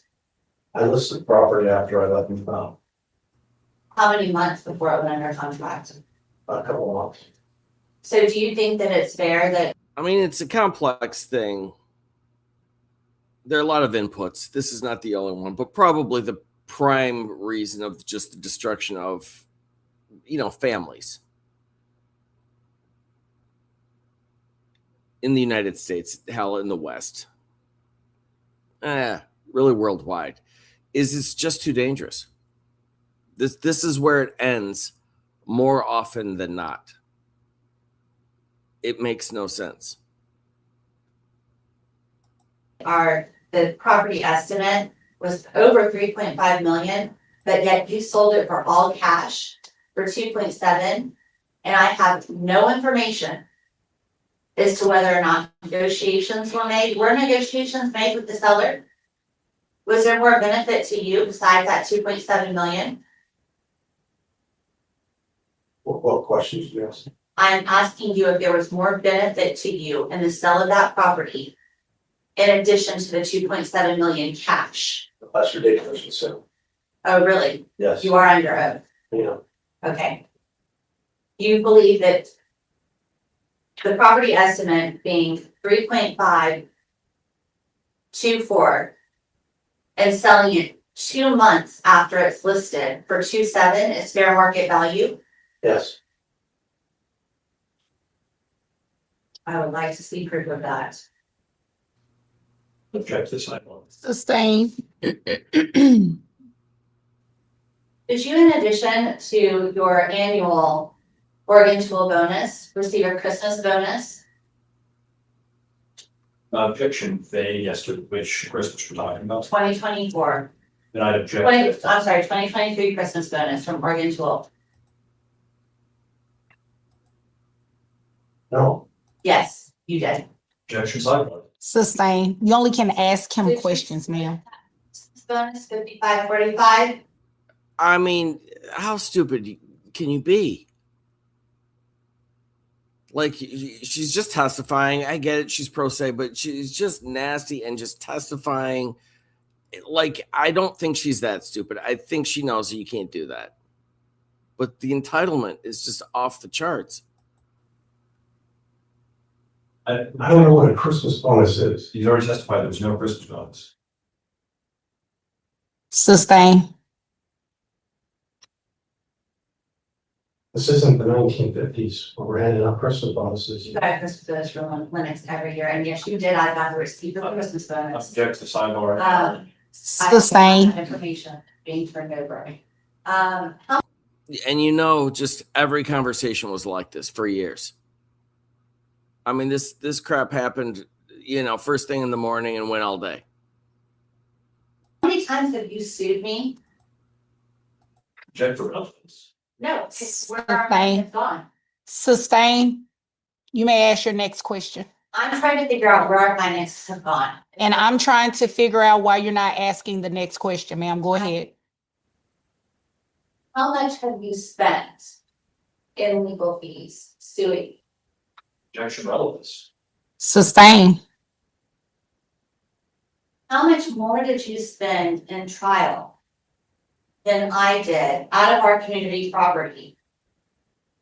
And I was not allowed equalization of attorney's fees. Objection vague. $100,000. Objection vague and compound. I had. Sustain. attorney's fees. One question at a time, ma'am.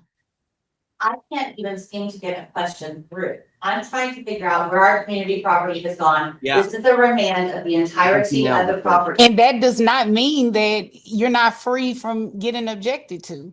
Sustain. Did I receive equalization in attorney's fees? Objection relevance. Sustain. Community property. How much did you spend in attorney's fees in trial? What trial? We're on our third one, and. This is our second trial. This is the remand of property division. Our first trial on March 7th was 2024. How much did you spend in attorney's fees? Judge, I object to that being vague, to the extent that he would know exactly what was spent on. Did you- Mr. Chase, can I finish my objections? To the extent you would know what is for a trial preparation versus coordination for some other event. Also, for what it's worth, we've had trial in multiple different cases like the enforcement case. Did you sign- Sustain. Good. You may ask your next question. Okay, so. Did you take all of your attorney's fees out of our savings and out of our severance? Object to relevance. Sustain. Community property. That is, There's a balance sheet that was presented earlier, and that's the balance of what the community property was. because you took it out, you. Okay, question. Question, did you set up? Did you go against standing orders? Objection to relevance because we don't have enforcement set here today. Sustain. Standing orders clearly state you are not to set up a separate account nor take money out of community accounts. Did you do that? Object to compound and sidebar at the beginning. Sustain. How many credit cards did you take me off of? Objection vague, yes, timeframe. Okay, Sustain. was it 5 credit cards? Did you take me off of 2 credit cards, 3 credit cards, 4 credit cards? How many credit cards did you take me off of and then run up credit card debt and use it as your liability Objection. against me? In vague timeframe and compound. Sustain. I wanna go back to the cloud property. I was not on the deed of the cloud property, correct?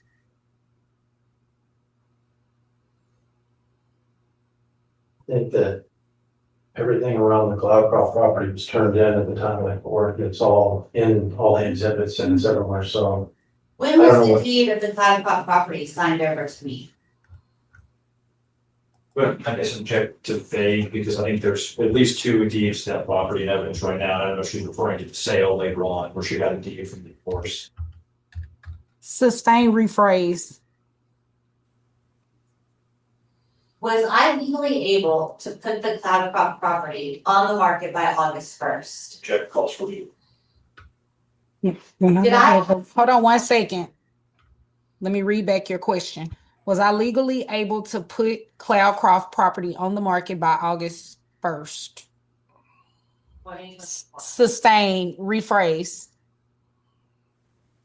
Have you signed the deed over to me for the cloud property by August 1st of 2024? It was your property to sell. Do you understand it's a legal impossibility if one is not on a deed to put a property up for sale? I guess I'm gonna object when all this is a legal conclusion, but it's the whole line of questioning that if we're talking about the sale of the property that was ordered to the divorce decree that Ms. Chase herself has had overturned, it's not a relevant question for dividing a community property as of the date of divorce. Sustain. Did I ask you to sign an addenda that would have allowed me to have listed the property on August 1st of 2024 so I could comply with court orders? And again, that objector. He asked him about it. He asked him about it. She signed an addendum that would have allowed me to have listed the crowd. I'll actually withdraw my objection. If she wants to spend her time going down this route, that's fine by me. Thank you. Okay. Did you sign the addenda? Ugh. Shoot, a second. I think it was the day before August 1st, I got an email from the realtor, Debbie Wilbur. This is a yes or no question. I'm sorry. Oh my God. I have lived this, and it is hell. Did you sign the addenda? Should I hear if there's any objection to that, so I can go finish his answer. Hold on 1 second. My court reporter cannot write down what everyone is At saying. the same time. You can only get one person. So I was gonna say, if there's not an objection, I'd like Mr. Zimmer to be able to finish his answer. Okay, so was the last question, did you sign the addendum? Yes. Okay, Mr. Zimmer, answer that question. Yeah, I don't know. I really, I don't know what you're talking about. So what I'm trying to do is explain from my side. Seriously, this is too close to home. I mean, I've had so many conversations exactly like this. It's brutal. What I saw, and Objection narrative. Your attorney asked you to. Hold on. You asked, what do you want him to say? Did you sign the addendum, sir? ultimately, I signed an addendum that allowed her to sell the cloud. No, you did not. Okay, Yes. so he answered that question. Go to the next question. You did not sign the addendum. I was not able to list the property on August 1st of 2024 because the deed was not signed over to me until September. The day the deed was signed over, did I list the property? Sustain. Did I list the property? Sustain. Ma'am, you I have to do. ask a question. Did I list the property as soon as the deed was signed over to me? No, Are you lying under oath again? You understand you're perjuring yourself. Objection, Ms. Carter, we had to hold enforcement because she waited like a month and a half after getting that addendum to list the property for sale. And we will go to that. So I wrote an addendum. I could have listed the property by August 1st, 2024. You did not Just stupid, wrong, rude. Ugh. sign Okay, sustain, hold on. addenda. The court of appeals told me to do a job. They told me to remand the property division. The line of questioning that you're asking of him is not helping me make the decision that I need in terms of what you would want me to do. Are you wanting me to find out whether or not he's telling the truth about the addendum? That does not matter to me. What matters to me is what the Court of Appeals told me to do. And if you keep asking him the same question over and over again, all you're doing is diluting what I need to do, and you're not helping your case. Trying to defend against what he asked his client, which Okay, is not the full truth. but here's the deal though. You're going down a rabbit hole trying to play defense that's not helping you. All you're doing is running your time out. He has 21 minutes and 3 seconds left. I've taken so many notes on the questions he's asked his client specifically about the performance shares and cloud crawl. That goes to the property division. You have 29 minutes and 17 seconds left. Only thing I know for a fact is that you believe Mr. Zimmer is not telling the truth and that he did sign the property addendum. Or had you signed the property addendum? That's all I know so far from him.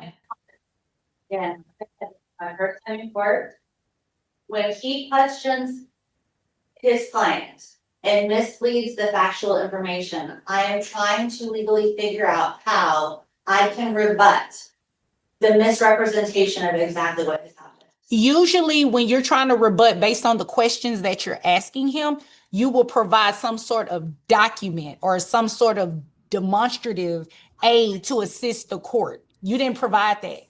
I've had 14 days. Okay, we're past that. Okay. We're in the trial. So I'm doing the best I can in 14 days, representing myself when an attorney is misrepresenting. Are you going to You're doing a horrible job. You know, if you just want to know how it's going. ask him a question? I'm going to try, but everything keeps getting objected and sustained. So, And that's what happens in court, ma'am. obviously, especially when I'm the respondent. But just like, dude, Ms. Chase is a licensed attorney. It's not like she doesn't know what's going on. She went to law school. She knows what hearsay is. She knows the rules of evidence. The court is aware. 15 years. Okay, you may ask your question. Nice try, Spencer. And yes, I passed through bar exam and I have an LLM, but I spent my. Miss Chase, congratulations on all of your accomplishments. I need you to ask him the question. What happened to the 500,000 in savings? And I guess objective A is what we're talking about. Sustain. Our lifetime savings after a 24-year marriage, we had 500,000 that went missing and it went into a different account against standing orders. Object to that in sidebar. Sustain. Why would you have $100,000 more in attorney's fees in 6 months than I would? I don't know, Michelle, I don't know. And why did you take that out of community property? So Wait, I missed that somehow. That's not possible. But everybody's saying that. Did she just say she's a lawyer?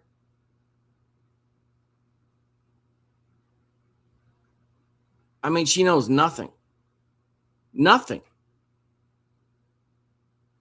She is bad by pro se standards.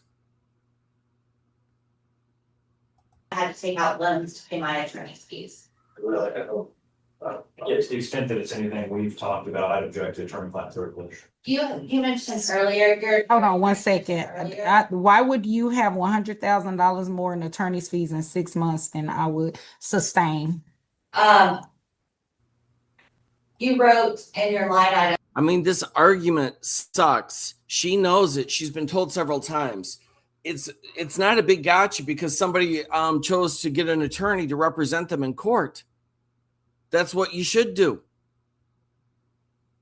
And that costs money. And he needs the defense with all the sleaziness that you're throwing here. I mean, everybody needs it, but he really needs it. And she just doesn't get it. That's why this is all just about attention. And you just mentioned it as well, that we had club fees and expenses. When did we drop our Northwood Country Club membership?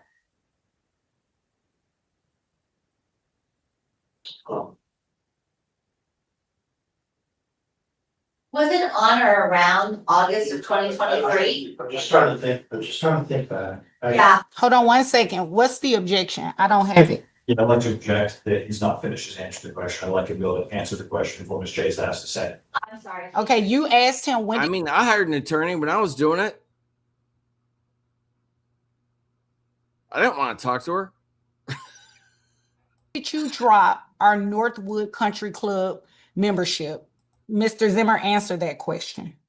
I think it was in the fall of 2023. We were hemorrhaging. It was August of 2023 when you filed for divorce. Object to the side. Sustain, ma'am, when you ask him a question and he answers it, you cannot get combative. Okay, that's it's you have to ask him a question and keep asking him questions. You cannot interject your commentary. So you've included that in your line item of expenses as well, when we actually didn't even have a country club membership. Did object that that's again asking to testify to Did we? not evidence. So you have included that. Wait. So you have included that when we actually didn't have a country club. Okay, finish that question. Did you testify? I think she is trying to embarrass him. That's how bad this is. I think what she's trying to do is embarrass him because at some point they dropped their country club membership. He doesn't care. Nobody else cares. it's just immature stupidity. Under oath that we had country club expenses when you had actually canceled our country club membership 6 months before trial. Is there any book that I should be looking at? I don't know, you're bringing up stuff from 3 years ago that isn't even in the book that we've been talking. And you question me on something that you've got a piece of paper of, and I'm not really understanding why. Did you take our community property I tried and to take your girlfriend to Paris on our community property? Object to content. This guy is too nice. He's obviously a bright guy. He handles things very well. He just does not know how to deal with women. Most men don't. I didn't. That's where what happens to us. And I've learned. I got an education. But I just feel for him. I feel for him. Like he's a really decent guy who is actually trying to respond to her as if she has logic, which she doesn't. Sustain. Did you use our community property to buy your girlfriend furniture? No, I didn't. Did you use our community property to travel with your girlfriend? I'm not sure because she has a job, so she pays for all her stuff and I pay for mine, but Did you use our community property to spend over $1,800 on Coldplay tickets? Object to, I guess, I really don't. the best evidence. Well, there's evidence of some $1,800 tickets. I'd like to see it. Okay, well, you Sustain. want to see it? Waste of community assets on Paramore, $40,566.94. Sorry, is this, are you looking at? Additional, this is She continues to try to embarrass him, and he does not care. He's not embarrassed, nor should he be. It's so awkward. my exhibit from the first trial. That I, there's an objection to asking You questions based on. you said you wanted. Wait, but one at a time, please. One at a time. I would object that she is asking the client, the witness to testify to not deny. Sustain. I could not present evidence. Sustain. You may ask your next question. Well, it's pretty clear that, We're off the record. he has stolen all of our community property and I have. Does that conclude your cross-examination? Did you charge a credit card debt? He has stolen our community property.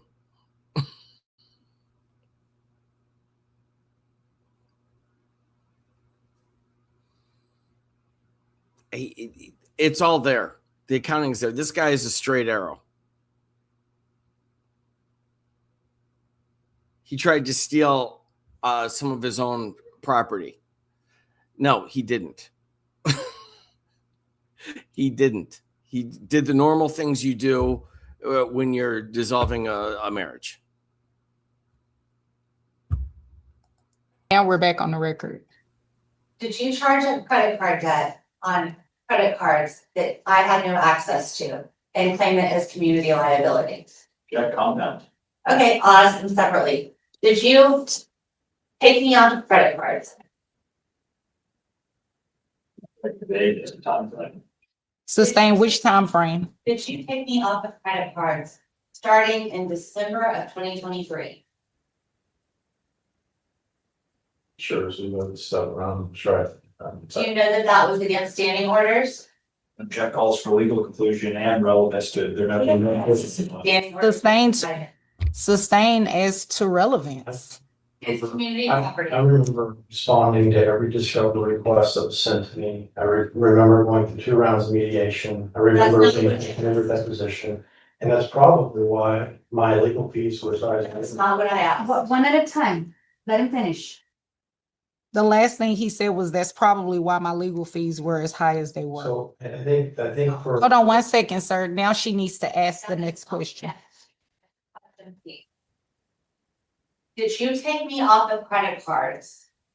I'm going to object to ask the answer because he did answer that question. Sustain. I didn't hear the answer. I'm sorry, forgive me. No, don't answer that question, sir. I sustained it. You may ask the next question. Did you rack up credit card debt on credit cards I did not have access to? Object to relevance, he's allowed to use credit cards that she doesn't have access to. And she's paying it as community liability. That's how community property works. 1 second. Did you rack up credit card debt on credit cards that I did not have access to?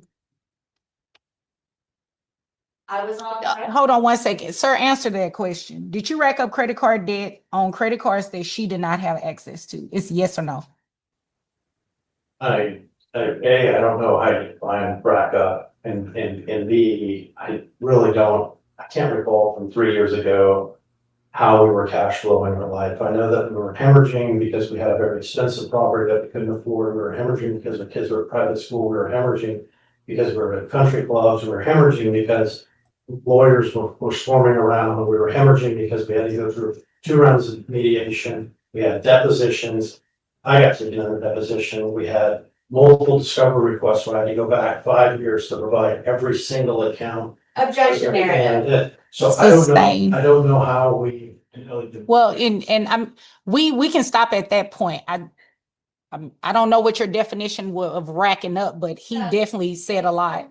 Multiple credit fees. Well, he said a lot, so you can ask him. I don't know if you want him to continue down that line. Okay, so yeah, ask him the next question.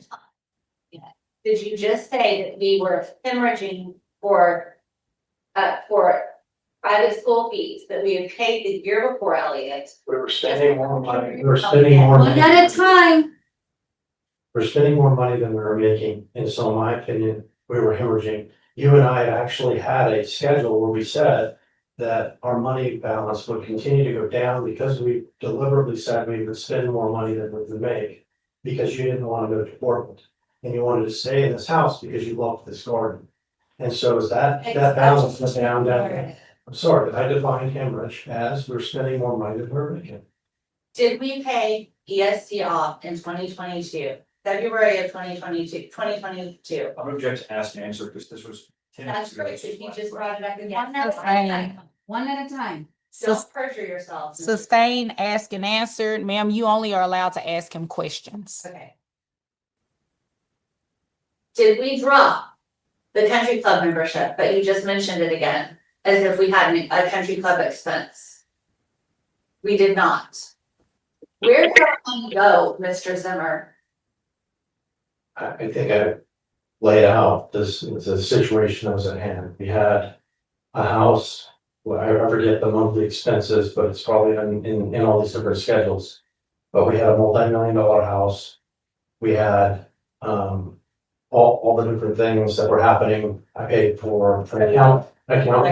One at Hold on, you have to allow him to finish his response, then you can ask. I'm telling you, I also paid for an account that you chose.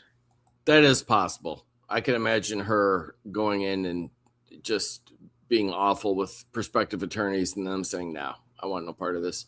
To sit there with you and walk you through all this, to sit through mediation with you, not once but twice, and so that they could explain how money works and how all this was happening, what was happening on a budget. So, Michelle, we were spending more money than we were making, and at some point, cash runs out.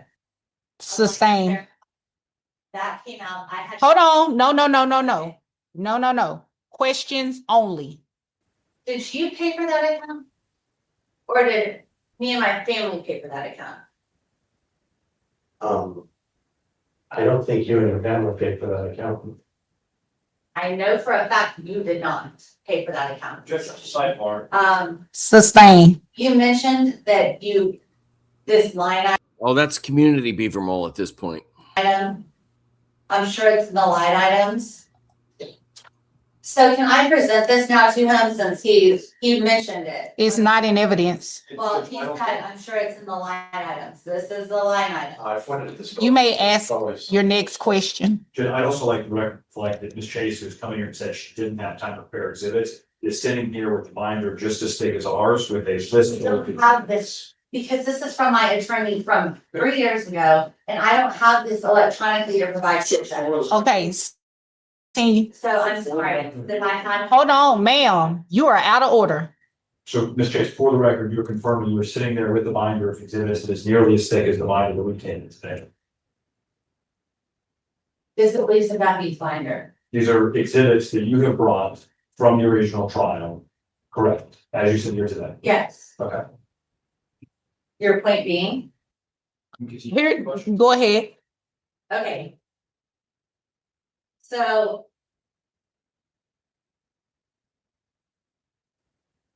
I want to make it clear. What settlement offers has my side made? I believe Mr. Page said that you guys offered a settlement offer in June. That was a counter offer, wasn't it? Did you make the original settlement offer or was that a counter offer? How many settlement offers has my side made? Can I ask for, I object to fade because I think we're talking multiple lawsuits. You lied. Sustain.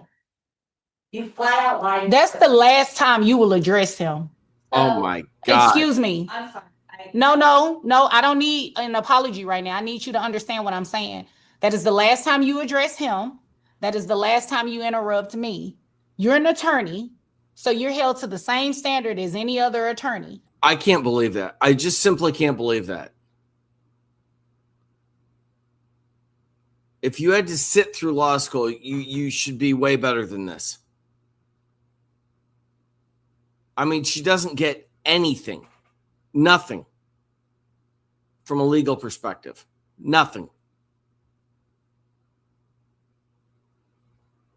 You know not to speak when anyone else is speaking, ma'am, even when you are representing yourself.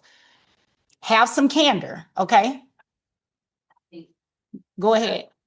Go ahead with the question. How many settlement has my side made? Everybody, they use time frame and lawsuit. Sustain. Did my attorney make a settlement offer Agreed. to your attorney? First in New Mexico. Last spring. I'm gonna try to answer and help you out. Sure, as best I can, please. Your attorney in New Mexico offered my attorney a settlement offer on the cabinet itself, and I referred to that in my testimony. And that's what I referred to in my settlement offer back to you, and in an email, we had agreed to what we would do with the cabinet. I tried to help you out by saying, I'll honor that because I actually want you to have a place to live. In terms of the settlement offer, since the remand came down, I have received no formal settlement offer from you or your attorneys. Lindsay Rain, are you aware that my attorney Lindsay Ramus made a settlement offer to Spencer Page? The only thing I've seen from Lindsay Raines is an email saying that you would not acknowledge and did not want to engage with our settlement offer. Well, then your attorney might have been. No, ma'am. So, Question. question. I'll answer for you. No, before so you are ask the you question. aware that your attorney made a counter offer to my attorney? No. Yes. Are you aware that I asked in my settlement offer for our children's bank accounts to be returned to them? That was all communicated verbally, and I think that that's ludicrous because I don't really even understand what you're talking about. Our children, they're listed in one of the exhibits, in one of the schedules. Our children had 2 bank accounts, 2 savings accounts. Are you aware that you drained those savings accounts? Are you aware that your children came to me telling me you drained their bank accounts? Objection calls for hearsay and also that. Sustain. One question at a time. Did you use our children's bank accounts for your attorney's fees? Absolutely not. And I live with our children and we don't talk about bank accounts and those kind of things. Actually, they're doing really well. Oh, really? Are you aware that the last exhibit I saw with our children's bank accounts, one had $15 in it and the other had $5? Object to asking him about a document, it's not in evidence. Sustain. I have personal knowledge of it. Are you aware of how many times you have sued me? Objection relevance, I think she's already asked the question. Sustain. It goes to our community property. You may ask the next question. You don't have to tell me anything, ma'am. He's the witness.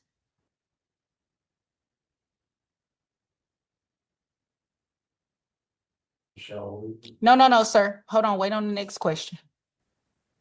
Are you aware that you were to turn over my car title in March of 2024? I'm gonna object. I mean, this is based on the property division decree, which as of we sit here today, is not enforcing that. So it's no relevance to this. Car title. It's just, can I finish my objection? Go ahead. It has no relevance to this court's determination of the division of community property. Sustain. Are you aware of the value of my car now that I still don't own?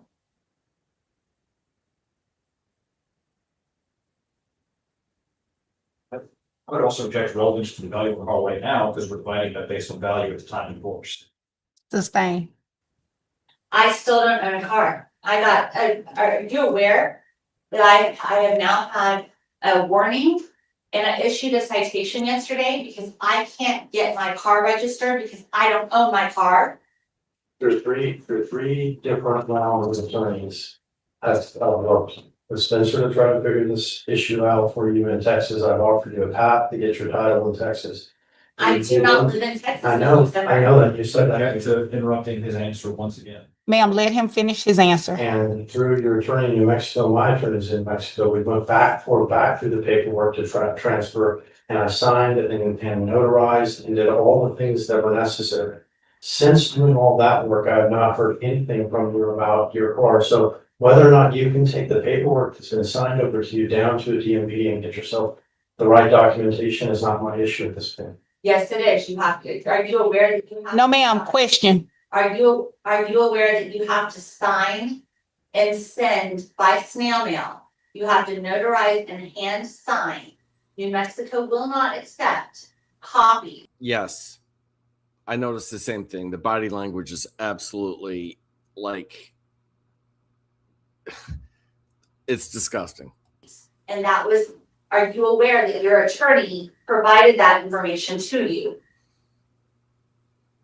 I signed and notarized everything that I've been told to sign and notarize and all. Emailed it. That is not acceptable in New Mexico. But the attorney. Are you aware that this was? You were notified of Question. this in May? Question. Are you aware that you were notified of this in May? And still have not complied? You were to turn over that car title as of court orders on March 7th of 2024. This is a great example. This is a great. Hold on, Mr. Zimmer. I'll object to Tom again, and also for the record, Ms. Chase, not only is she an attorney, but she has been instructed by this court multiple times today on how this is supposed to work and refuses to comply with the court's instructions. I'm sorry, did I mess up again? Almost You may- a single question. You may ask your next question. You have 8 minutes and 52 seconds left. Attorney Page, you have 21 minutes and 3 seconds I'm left. done. Okay. Attorney Page, any redirect? Just very briefly, Judge. Go ahead. So Elliot, on the Walnut Hill house, you said that that house was pending for about 2 months, as far as you recall, before it sold. Yes, Do you believe that the value you sold for was fair market value? yes. Okay, it's 2 months of that, I mean, that wasn't fire sale, was it? No, it was not. That wasn't a what? Fire sale? And when you're looking at, when she asked you about P15, which was the Zillow screenshot, Yes, you understand, would you agree with me that a Zillow estimate or a estimate, as they call it, is not a professional appraisal? correct. Would you also agree that any sort of estimate is exactly that, just an estimate of fair market value? Correct. There were many issues inside the house that were aging and so on and so forth. And so you get professional realtors and you get appraisers and you get everybody involved in the sale of a house, and you can't sell it gets very difficult to sell a house that it can't appraise for, what it's being sold for. Okay, and just to make it abundantly clear, because there was a number of questions about allegations about stolen community property. Have you stolen any community property? No, Have you stolen any money from your office? no, Have you done anything, as far as you're aware, done anything to violate the standards? No. Okay, I'll pass it. Okay, anything further from Mr. Zimmer? Ms. Chase? Okay, all right, Mr. Zimmer, you may return to your seat. Attorney Page, you may ask call your next witness. Thank you, Judge. I would call myself just briefly for attorney's fees. Okay, you may proceed. Judge, this is already in evidence, but just so that the court is aware, our exhibits.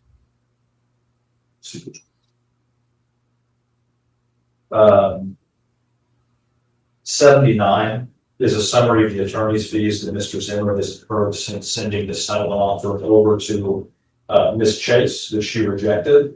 We've got every single redacted invoice that shows the expenses. We've got unredacted copies for the court to the camera if the court so desires.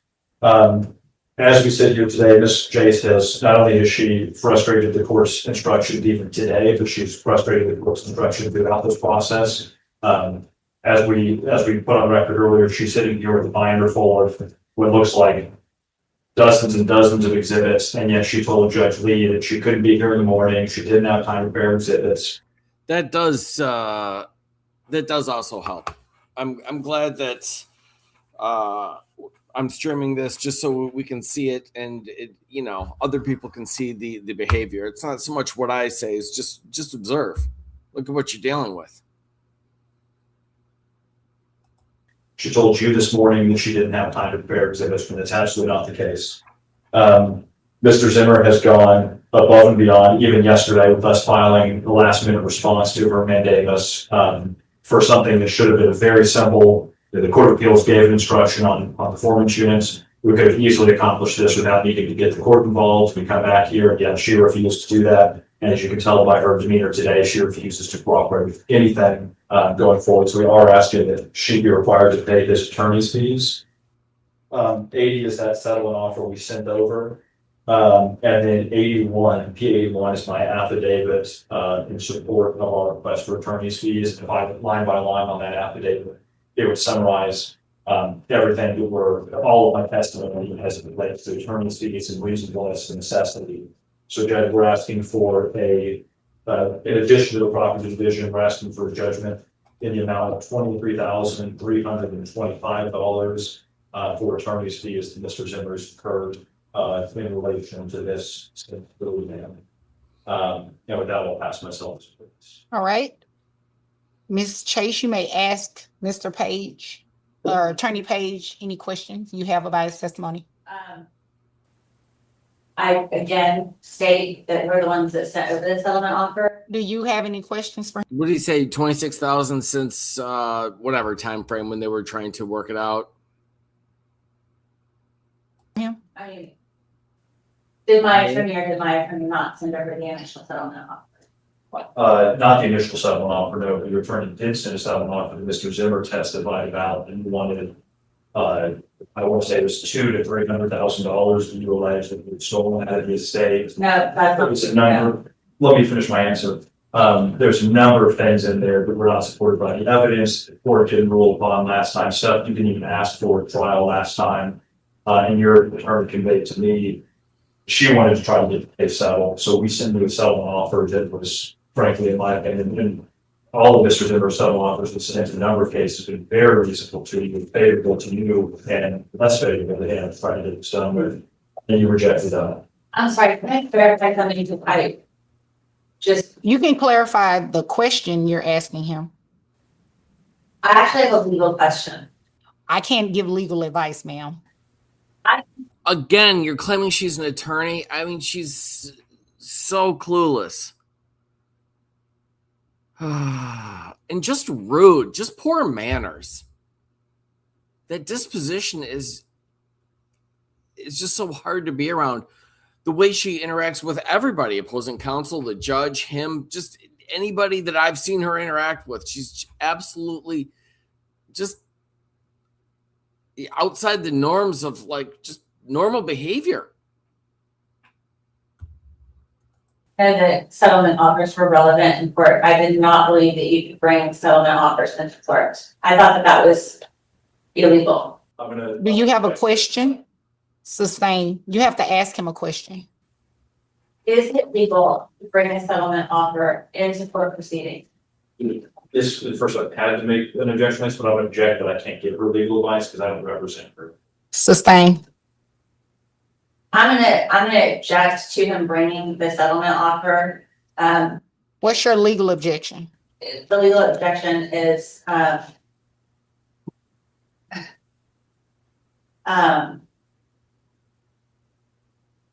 just gonna say it's hearsay. Judge, it's for, Response. yeah, Judge, a couple things. One would be that it's already in evidence. Judge Lee, Mr. Zimmer, and myself, and his court waited from 8:30 this morning. Let's go with hearsay. Just because it's the only one that I've heard that I have a name for. Until 10 o'clock this morning for Miss Chase to show up and be at the exhibit conference, which she decided not to show up to. But she did make her objection at that time. She did make the objection at the beginning of this trial when you admitted our exhibits and evidence. And on top of that, it is a settlement offer for the purposes of attorney's fees. There's a case, Lawrence v. Bowles, that allows the court to consider settlement offers for that sole purpose. And that's why we used it today. So it is a Okay. Overrule. I'd like to make clarification. You can ask your next question. Do you recognize the email from this morning? Monday, July 20th. From last night.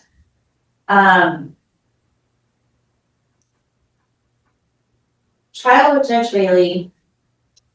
I'm objecting to the extent this is something that's not in evidence. Well, it's, you all mentioned it. You all. Are you referring to 82 or 83? I am referring to an email that was sent this morning that clearly says that trial was to begin at 9 a.m. and that there would be a conference at 8:30 a.m. This email nowhere states that trial today would start at 10 and that I would have time to. Okay, you're here. You're here. You were here timely. You got here before 10 a.m. So you can ask him the next question because that's not relevant. You may ask him the next question. The conference this morning that I was given more time to prepare for. Did the judge say that trial wouldn't start until 10 a.m.?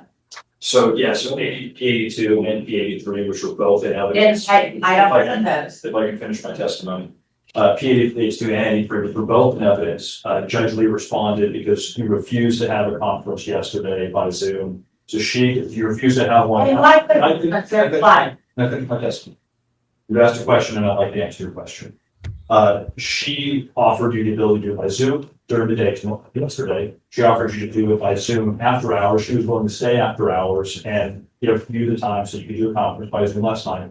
By the way, I should give this guy a pat on the back. This attorney has done excellent work the entire time and maintained his composure through all this stupidity and nonsense. These things are complex. He's got a lot going on, and she's just, just nasty and sort of insulting and not getting the point and just rude to everybody involved. And he's maintained a calm. That's not easy under these circumstances. She was willing to have an in-person conference this morning at 8:30. She gave multiple offers to you. Frankly, I think Judge Lee did more than she's required to give you the opportunity to be present to participate. And then she confirmed there's emails in, it's either 82 or 83, where she says that we can do the conference today at 8:30, and she can talk to Judge Bailey about it with trial starting at 10 today. And you decided that you didn't want to show up at 8:30. Whether trial here today starts at 9 o'clock or 10 o'clock makes no difference because we waited from 8:30 to 10 at the conference to see if you'd show up. And then we're here today, just like Judge Bailey said, you were here, you were participating in this case, and we haven't defaulted you for being late. May I please, do I have a chance to Agreed. speak now? You have another, you want to ask another question? I'd like to call myself as a witness. Okay, so he's Here still we the go. witness right now. I have no more questions. Judge, I'll pass myself as a witness. Okay. Again, supposedly an attorney, not conceptually understanding the concept that you have to complete this examination before you start the next one. Like, that's low level. Like most pro ses would know that. And I was going to ask her next, but if she wants to, I'm fine taking her out of order. If she wants to do her direct with the last 8 minutes or 6 or however she got. Oh, no. Yeah. Which do you prefer? Do you prefer to call yourself as a witness first? Okay. And you're resting, just so the record is clear. I'm not, I would still like to use my time to cross-examine her to get it closed. Okay. Yeah, I'm trying to figure out the attraction here. I really am. I mean, I'll call it straight. Like, maybe she was hot at some point. She's not now.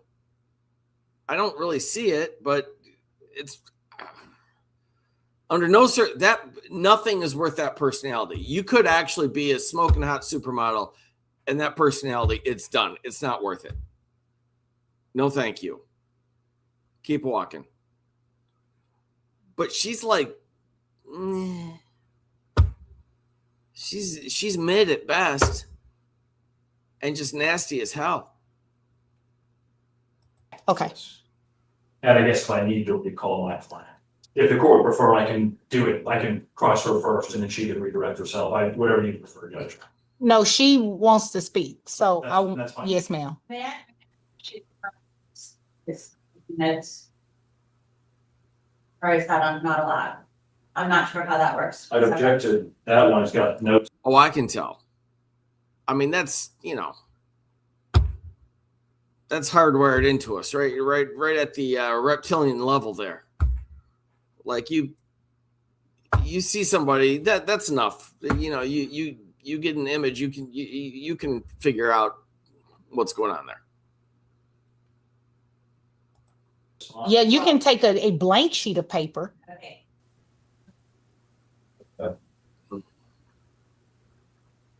I need that, but I can give you the cover sheets.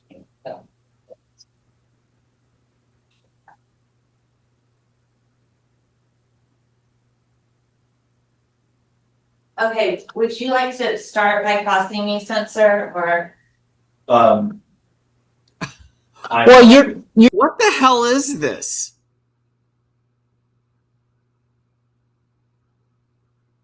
Like, she thinks this is playtime or something?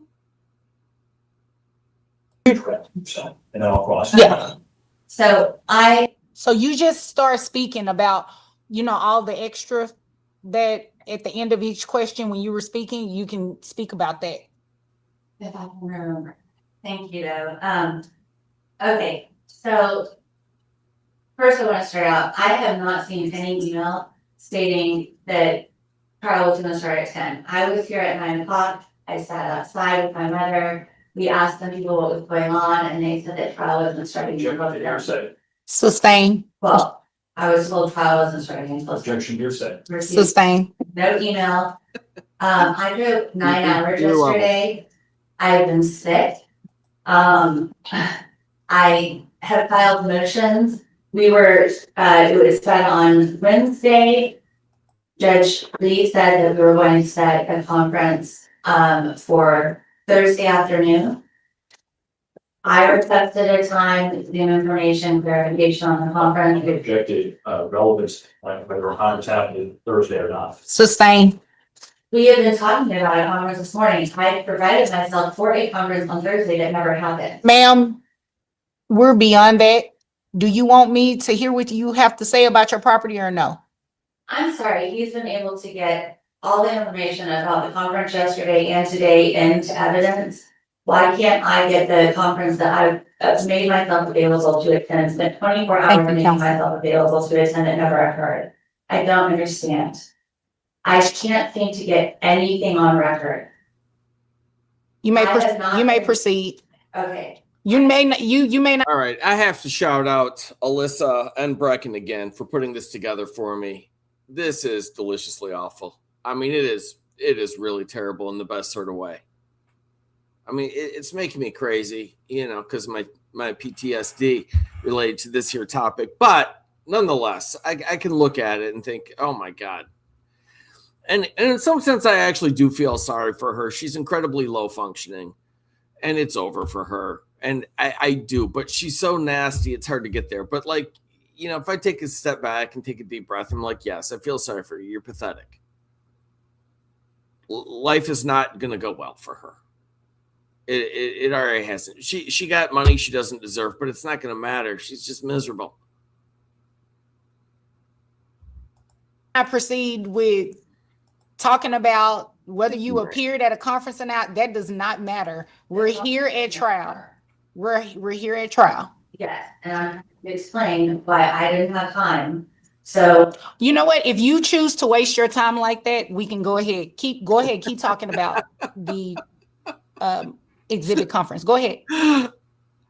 I love that. The judge, oh, I love it. She says it out loud. If you want to waste your time that way, whatever, go ahead because that clock is ticking. I'm leaving here at a certain hour, and that's that.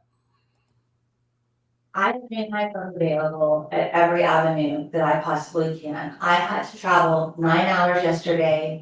Mr. Page expected me to pull over somewhere in East New Mexico, West Texas, where I've got no reception, and make my car available as a workspace for an evidentiary conference. I'm sorry, to me that seems not only unfeasible, but unreasonable. I got in last night to Arlington, Texas. I did the best that I could, pulling notebooks, pulling whatever I could to try to create some sort of an argument today. The notice of the hearing came in 2 weeks ago. This is a multi-million-dollar estate. To the relevance, and also I have no notice that there was a motion for continuance on file today. I believe the court's already ruled on that, so I object to her going into evidence. Sustain. You have no notice of a motion for continuance? I have absolutely zero notice that there's a motion for continuance set for trial today. Oh, no, I'm not saying that. Okay, so then I object to relevance because it's not due to anything that's said before. Sustain. Fantastic and well delivered. I'm saying I've worked the best that I can. Okay, are you speaking now or are you talking to him? I'm speaking now. So Okay, go ahead. I can, with the 2-week notice that I've had, to try to prepare for a multi-million-dollar remand of a complete property division. I don't know what else I can do. I just know what I'm missing, and I have once again had no time for a forensic audit, which I had requested before the original trial, which was expedited as well. So once again, I'm in a situation where I have no idea where 24 years worth of property has gone. I can only say that I know for a fact we did not have a country club membership that Mr. Zimmer referenced again today. We did not pay $200 a month or a month in lunches for our children. That was. You've got to be kidding me. He paid for everything. And she just keeps going back. She really thinks the whole world is just going to freak out because at some point during their marriage, he discontinued the country club membership.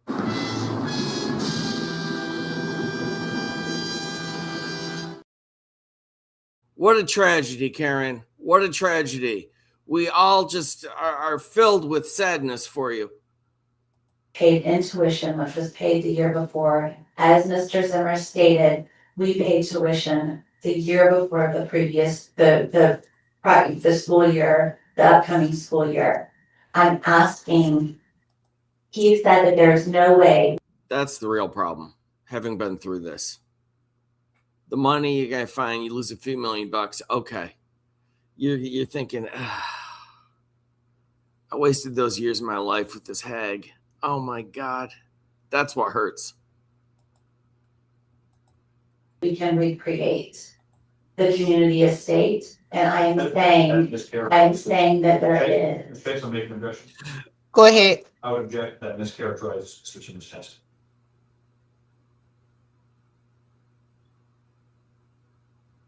Sustain. I believe it was said that it would be near impossible to create a community estate. And I am saying that I believe it is not. I just had requested more time to be able to do it, as I had in the original trial. If you look at their spreadsheet, a lot of their spreadsheet has TBD, to be determined. That means even they at this point don't know how much things are worth. And all I'm requesting is a little bit more time to do due diligence to try to figure I out. object that is not a request set for hearing today. I certainly don't have notice of that. You joke, but I'm seriously happy about that. In all sincerity, I'm grateful. That's been awesome. That was set today, so object to that. Sustain. You have 48 seconds left. I have nothing more to say. Okay, Attorney Page. Thank you, Judge. So you said that you did not have, You have 48 seconds. I love it. The judge has been rock solid through this whole thing. And counsel. That's also maintained my sanity. you said you had 2 weeks notice today, correct? That's correct. You agree that the appellate opinion came down in March of this year, correct? The mandate came in July 15th. And when the mandate came down and said that we were remanded, was that a surprise? Was it the first time you heard that the case was being remanded? It was the first time that I knew that, it was going back to trial. Okay, so when the appellate opinion that came out in March said it's coming back to trial, you thought the Court of Appeals was lying to you? No. I just know I couldn't get discovery at that time. And my understanding is I can't get discovery until the mandate Objection, comes in and non-responsive. sends it back to trial. Sustain. Objection on the budget. You also, you're talking about property, you've made a lot of allegations about property over a 24-year marriage. You agree that you had before the remand, we had an entire divorce case where you did discovery, correct? I was not able to have a forensic audit done because of the expedited trial. Objection non-responsive. Sustain. You did discovery in the divorce, correct? Minimal, And when you did written discovery, you sent a request for documents, right? yes. And Mr. Zimmerman provided some documents, correct? Some, not all. Objection non-responsive after some. Sustain. And then you filed at least one motion to compel, correct? Yes, And we had a hearing on a motion to compel and agreed to produce additional documents, is that correct? and you did not. Okay, objection non-responsive. Sustain. Do you agree, we had a hearing on a motion to compel, correct? Yes, And you asked the court initially to continue trial during divorce, right? It was initially set for February of 2024. yes. And then the court granted your continuance and reset it to March of 2024, correct? It was about 7 days. We got a 5 to 7 day continuance. Okay, you understand that when you went forward to trial, March 7th of 2024, you did not ask for a continuance that day, did you? We asked for we fought for a continuance. You did not you did not have any motion of continuance set for trial on March 7th, did you? Yeah, we were not granted another continuance. I'm gonna, Judge, I asked the court to take judicial notice, the court's fine. The court takes judicial notice of all contents of the court's file. And what do you think you don't know what the value of performance units is right now, right? No. You don't know what's, slow down, Mr. Page, and you don't know what the value of what is? The value of the performance is right now. You also, going through the assets awarded to you, you got several $100,000 from the sale of the Dallas zone, right? My attorneys did. So you're telling this court, you didn't get any money out of the sale of the Dallas house? I can provide the documentation. I got very little because I had to pay attorney's fees out of my settlement. Not what I'm asking you. Huh, well, okay. Then So my rephrase your question. Okay, well, my question was phrased correctly. You got several $100,000 out of the sale. Absolutely. Oh, he's really doing a nice job. I like that. She's so inappropriate, just socially. But she tries to say he did something wrong and he's just not having it. It's beautiful. But also measured and calm. The Dallas house, I correct? did not. You were supposed to get, before any net was taken out, you're supposed to get in excess of $450,000, right? I'm not sure because I didn't see it. So you're telling the court that you didn't, but you also have no idea how much you got. There was a list pendants on my home, so I did not see the full amount of what I received. I'll ask you another way. You don't have any of the proceeds left anymore, right? No, You spent them all. on attorney's fees, because I've been sued 8 times. Well, first off, let's talk about the attorney's fees. So there's an enforcement filed because you didn't sell New Mexico residence, right?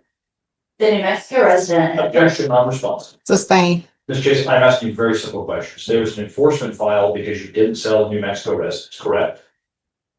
No, Okay, so you're telling this court and Mr. Zimmer myself that there was not an enforcement before this court in 2025 because you didn't sell New Mexico residence. it was up for sale. Objection, non-responsive. Sustain. I'm sorry, I don't know what you're saying. I have no idea what you're saying because I followed the letter of the law to the nth degree.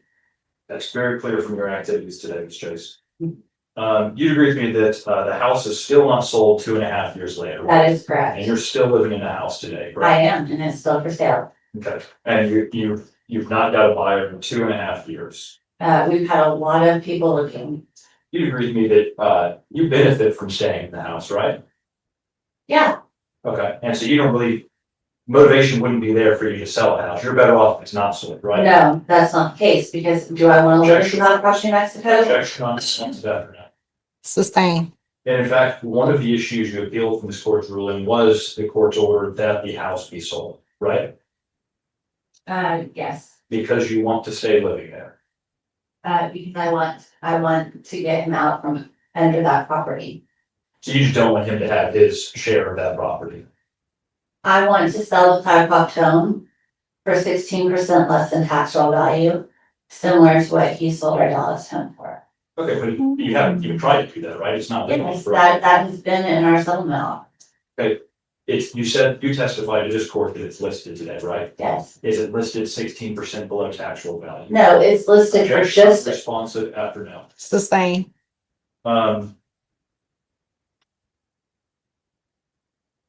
You agreed there's an agreement to split the estate 55-45, right? yes, Okay, and when you say that there was a lot of money that was mishandled in the estate, we had a trial March 7, 2024, right?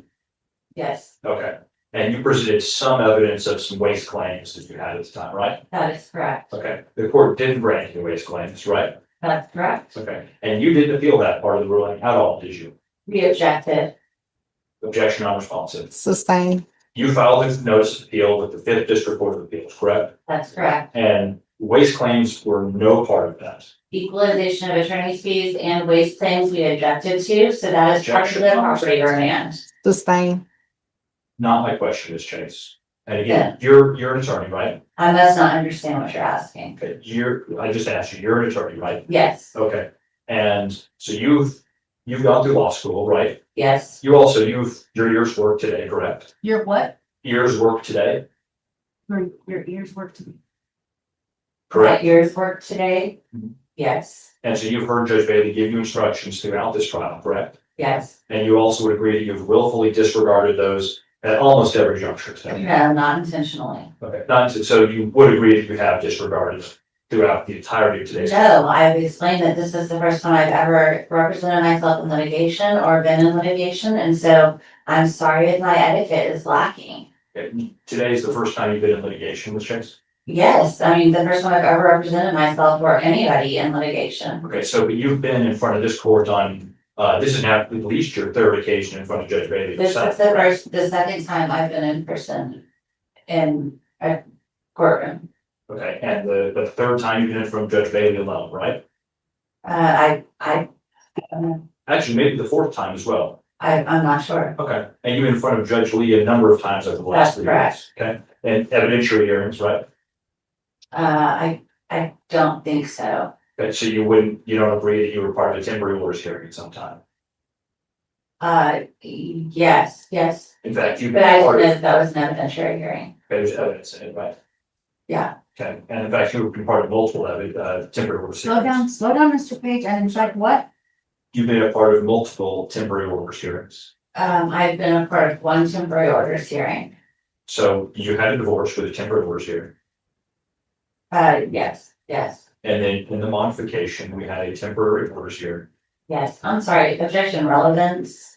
Judge, I'm just trying to establish that she knows exactly what's going on. She's been complaining left and right, not only to you, Judge Bailey, but to the Court of Appeals, and she's got no idea that she's a single mother who doesn't know how to do any of this stuff, and it's absolutely not true.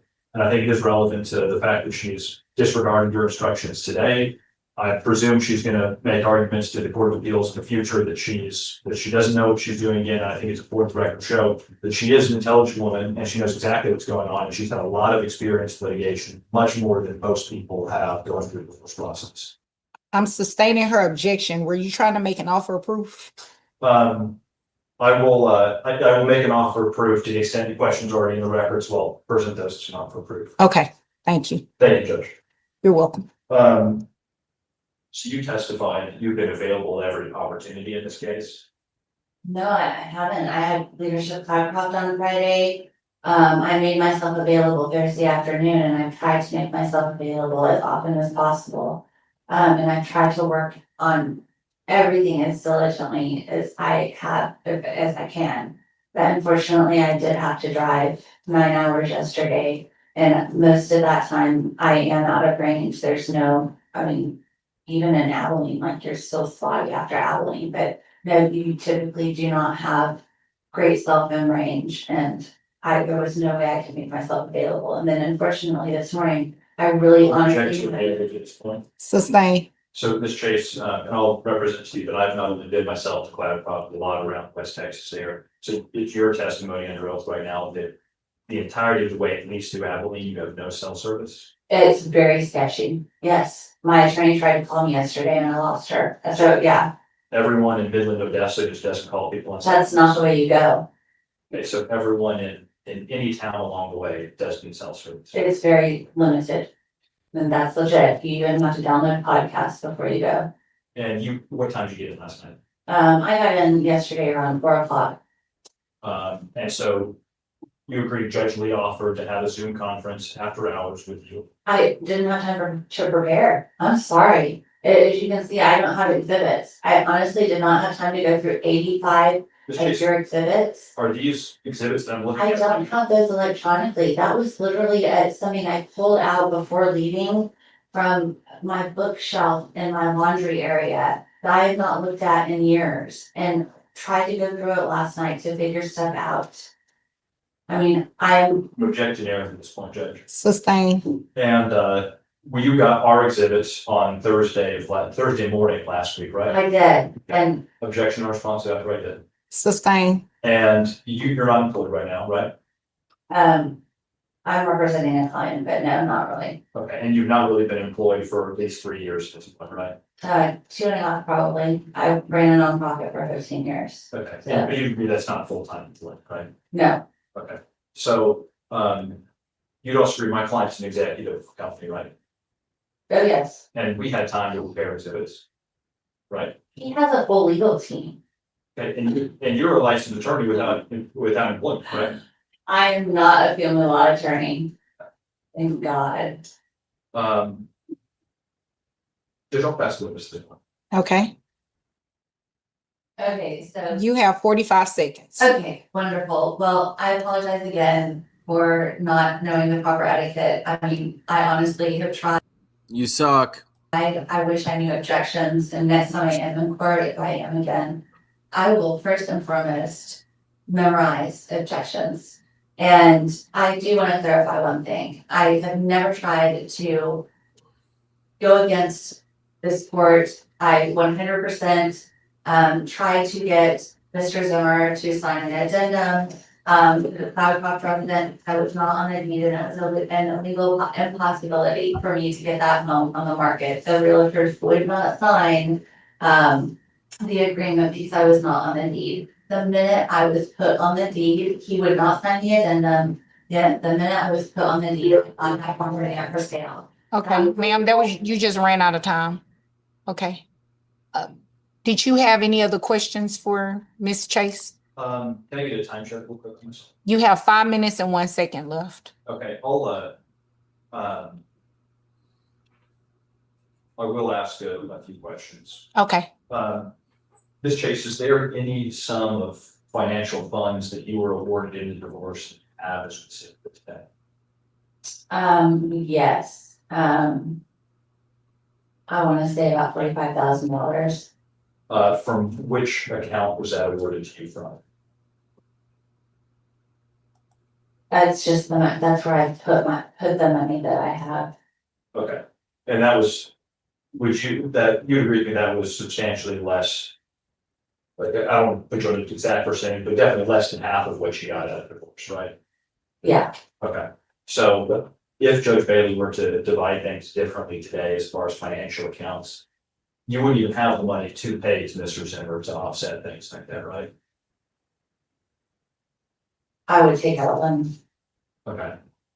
So, yeah, Even with no income, you'd be able to take out a loan for whatever judgment the court would put in place? yes. Alright. I mean, yeah, so if I have to buy my home, then I'll take out a loan to do it. Okay, and you agree that 45,000, that's enough to pay for the attorney's fees that we're asking today, correct? I'm sorry, I won the remand. I can't imagine anybody would do it, but you know what? The world is full of stupid simps. It really is. Some poor desperate guy will give it a try. I won the appeal. Objection, not response. Sustain. Lovely. You agree that that's enough money to pay the attorney's fees we're asking today, correct? No, I don't. I've got a $25,000 debt from attorney's fees from your last suit for me. Okay, so, not my question. You said $45,000? It was a $25,000 debt that I've got to pay. Okay, well, you haven't paid yet, right? I'm about to. Okay, well. Credit card debt. So you don't owe an attorney. Correct? I'm sorry. You don't owe an attorney any of that money, correct? It's from, I actually do owe an attorney $20,000, so yes. Okay, so, because I'm asking you a number of questions and you've given me now like 3 different answers. Well, Do you, what is this? What's the relevance of this, Spencer? we are dividing up your estate. No, I don't even, Okay, Objection, this is we're my current estate. Let's talk about Mr. Zimmer's finance. I didn't get, excuse me, Ms. Chase, I didn't get your objection. my objection to her asking stands. What's the legal objection? Well, I guess it's legally improper that she's, it's not responsible. She's not Sustain. responsible to the question. And I guess I'll pass to the judge. I'll save the rest of my time for closing. Okay, Ms. Chase, you may return to your seat. You're out of time. Attorney Page, you can go ahead and close. So Judge, I think you've obviously seen a lot today. We're here on one question, which is the property division as of the date of divorce, which is where we've got to value all the property. I think obviously, Judge, you've got a lot of discretion, as you know, to divide the property in any manner that we see fit. Just from my client's own request, we ask that we don't change the property division up too much. I think you've seen just by the way Ms. Chase has acted today, that if we try to like reverse engineer the property division too much at this point, it's going to be an absolute disaster. Yes. And we're going to have to get attorneys involved, maybe across state lines to get that stuff resolved. My client and Ms. Chase agreed to a 55-45 split. Technically, the division is a little more in Ms. Chase's favor. My client's not objecting to that. He just wants to be done. He's tired of going through litigation with Ms. Chase. He's tired of spending attorney's fees on this. And I understand why that's the case. So we're asking, I don't Yeah, you do. Everybody does. think she can complain about getting more than what she bargained for either. So in an effort to minimize costs for both of them, to do what the Court of Appeals has brought us back down to do, and to prevent any sort of, I mean, I'm sure she's going to try to appeal in the future to prevent any sort of appeal. We're asking them to just keep that property division we have attached to our Exhibit 1. And as part of that, not change up the Cloudcroft sale or the split, but 100% give Mr. Zimmer the ability to make that sale, to make the decisions, get Ms. Chase out of that house. Because it is ridiculous that we're 2.5 years later and Ms. Chase is getting up here with a straight face and trying to say that she's done everything possible to get this thing sold. I get that rural New Mexico houses aren't going to sell as fast as houses in Dallas. They also going to take 2.5 years. They take that when you have a property listed way above fair market value. We actually had a hearing judge in front of you in 2025, if you recall, where we had an ex-witness who's a realtor in the area. Slow down. We had an expert witness who is a realtor in the area, and she testified that she literally would not bring her clients by the property. She was aware of the property. She wouldn't bring them by because it was so above fair market value. She couldn't recommend that to anyone. Objection, hearsay. The judge, this is closing, so it's not for evidence or value. We're asking the performance units to split 55-45. And that's really the crux of what we're asking in the forced attorney's fees, Judge. I think you've seen what we've been dealing with for 20 years. Thank you, counsel. You're out of time. Thank you. Okay, so as far as the exhibits that I have looked over thus far, I'm only up to like, and I mean, I know you all referenced them, but in terms of like giving it a deep dive, I'm only up to like 60. So the court needs some time to review 61 through 83 and to review some things that I took notes on for the transcript. And I'll have you all a ruling. I should be able to get your ruling out by Thursday. Perfect. Yeah. Thank you, Judge. Thank you. Us briefing or anything like that, obviously feel free to reach out to us and we're glad to provide whatever. Yes, thank you. Any questions that you need, We're off the record. anything, put me on, please, feel free to ask. Yes, ma'am. Thank you all. Oh, good Lord, we survived. That was fantastic. Seriously, I thank them, but thank you, Alyssa. Thank you, Brecken, for putting that together. That did make me crazy, but it was also really cool. Again, I thought the attorney did a good job. I thought the judge did a good job. I know I'll get a bunch of pearl clutchers saying, oh, you mean she's nasty. She's a nasty nag. I don't have nice things to say about her. I'm not going to start to have nice things to say about her. I'm aware of the situation. That is my opinion based upon what I observed. That's just how it is. I also have perspective. I know how things work. She's worse than average for sure. But the scary thing is she's not rare. This is very typical. There's a lot of just nasty, entitled, just,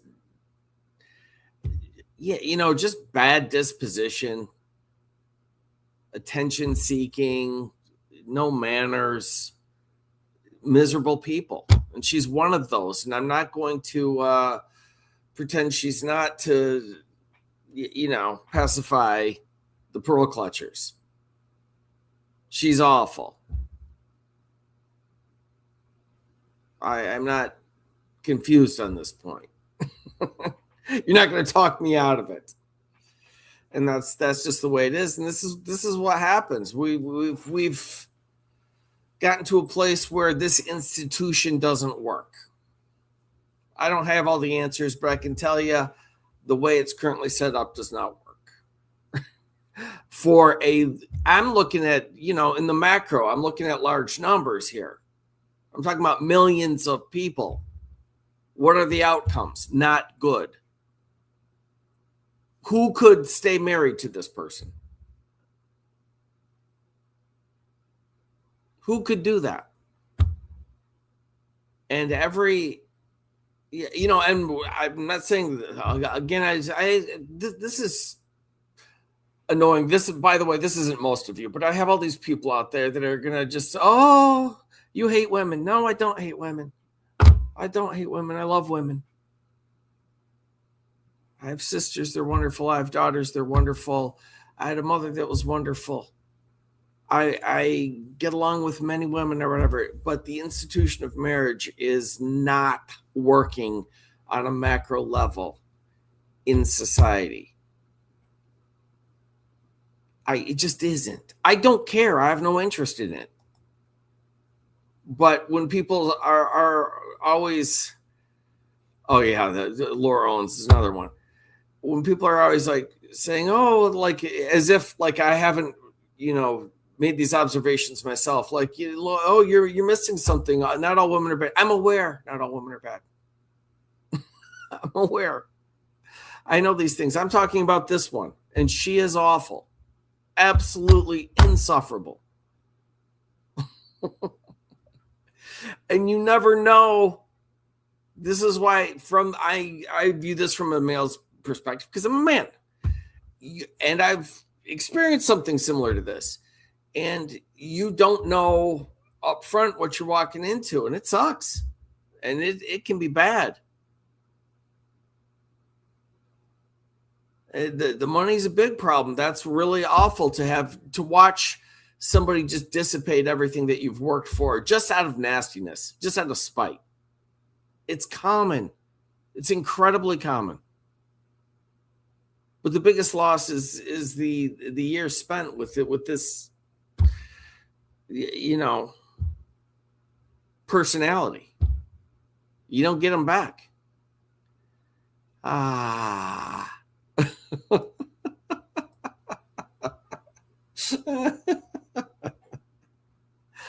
Oh, having said that, that was one of the most fascinating train wrecks we've ever had on here. It really was. I was scared. I'm like, I should try to look at this, but it was over 2 hours. I'm like, I can't preview the whole thing. You know, it's, you know, so I just said, I'll just take their word for it. And you know how Alyssa is. She sends some bangers over here, but then sometimes she just sends stuff that's it's hard. Sometimes I think she hates us, you know? But she came through big here. She came through big. Yeah, I need some hugs. No, I don't need any hugs. Life is good. I'm a happy guy. I just got back from climbing volcanoes and surfing. I really have no complaints. You can't go back in time, but I do recognize that I made a big mistake in life, and that wasn't good. Both of those things can be true. You can say, you can be like a good person enjoying your life and say, yes, but a few years ago I touched a hot stove and I don't think I'll do it again. That's basically it. That's it in a nutshell. All right. That was quite something. Thank you all for coming out. I really appreciate it. I will see you soon.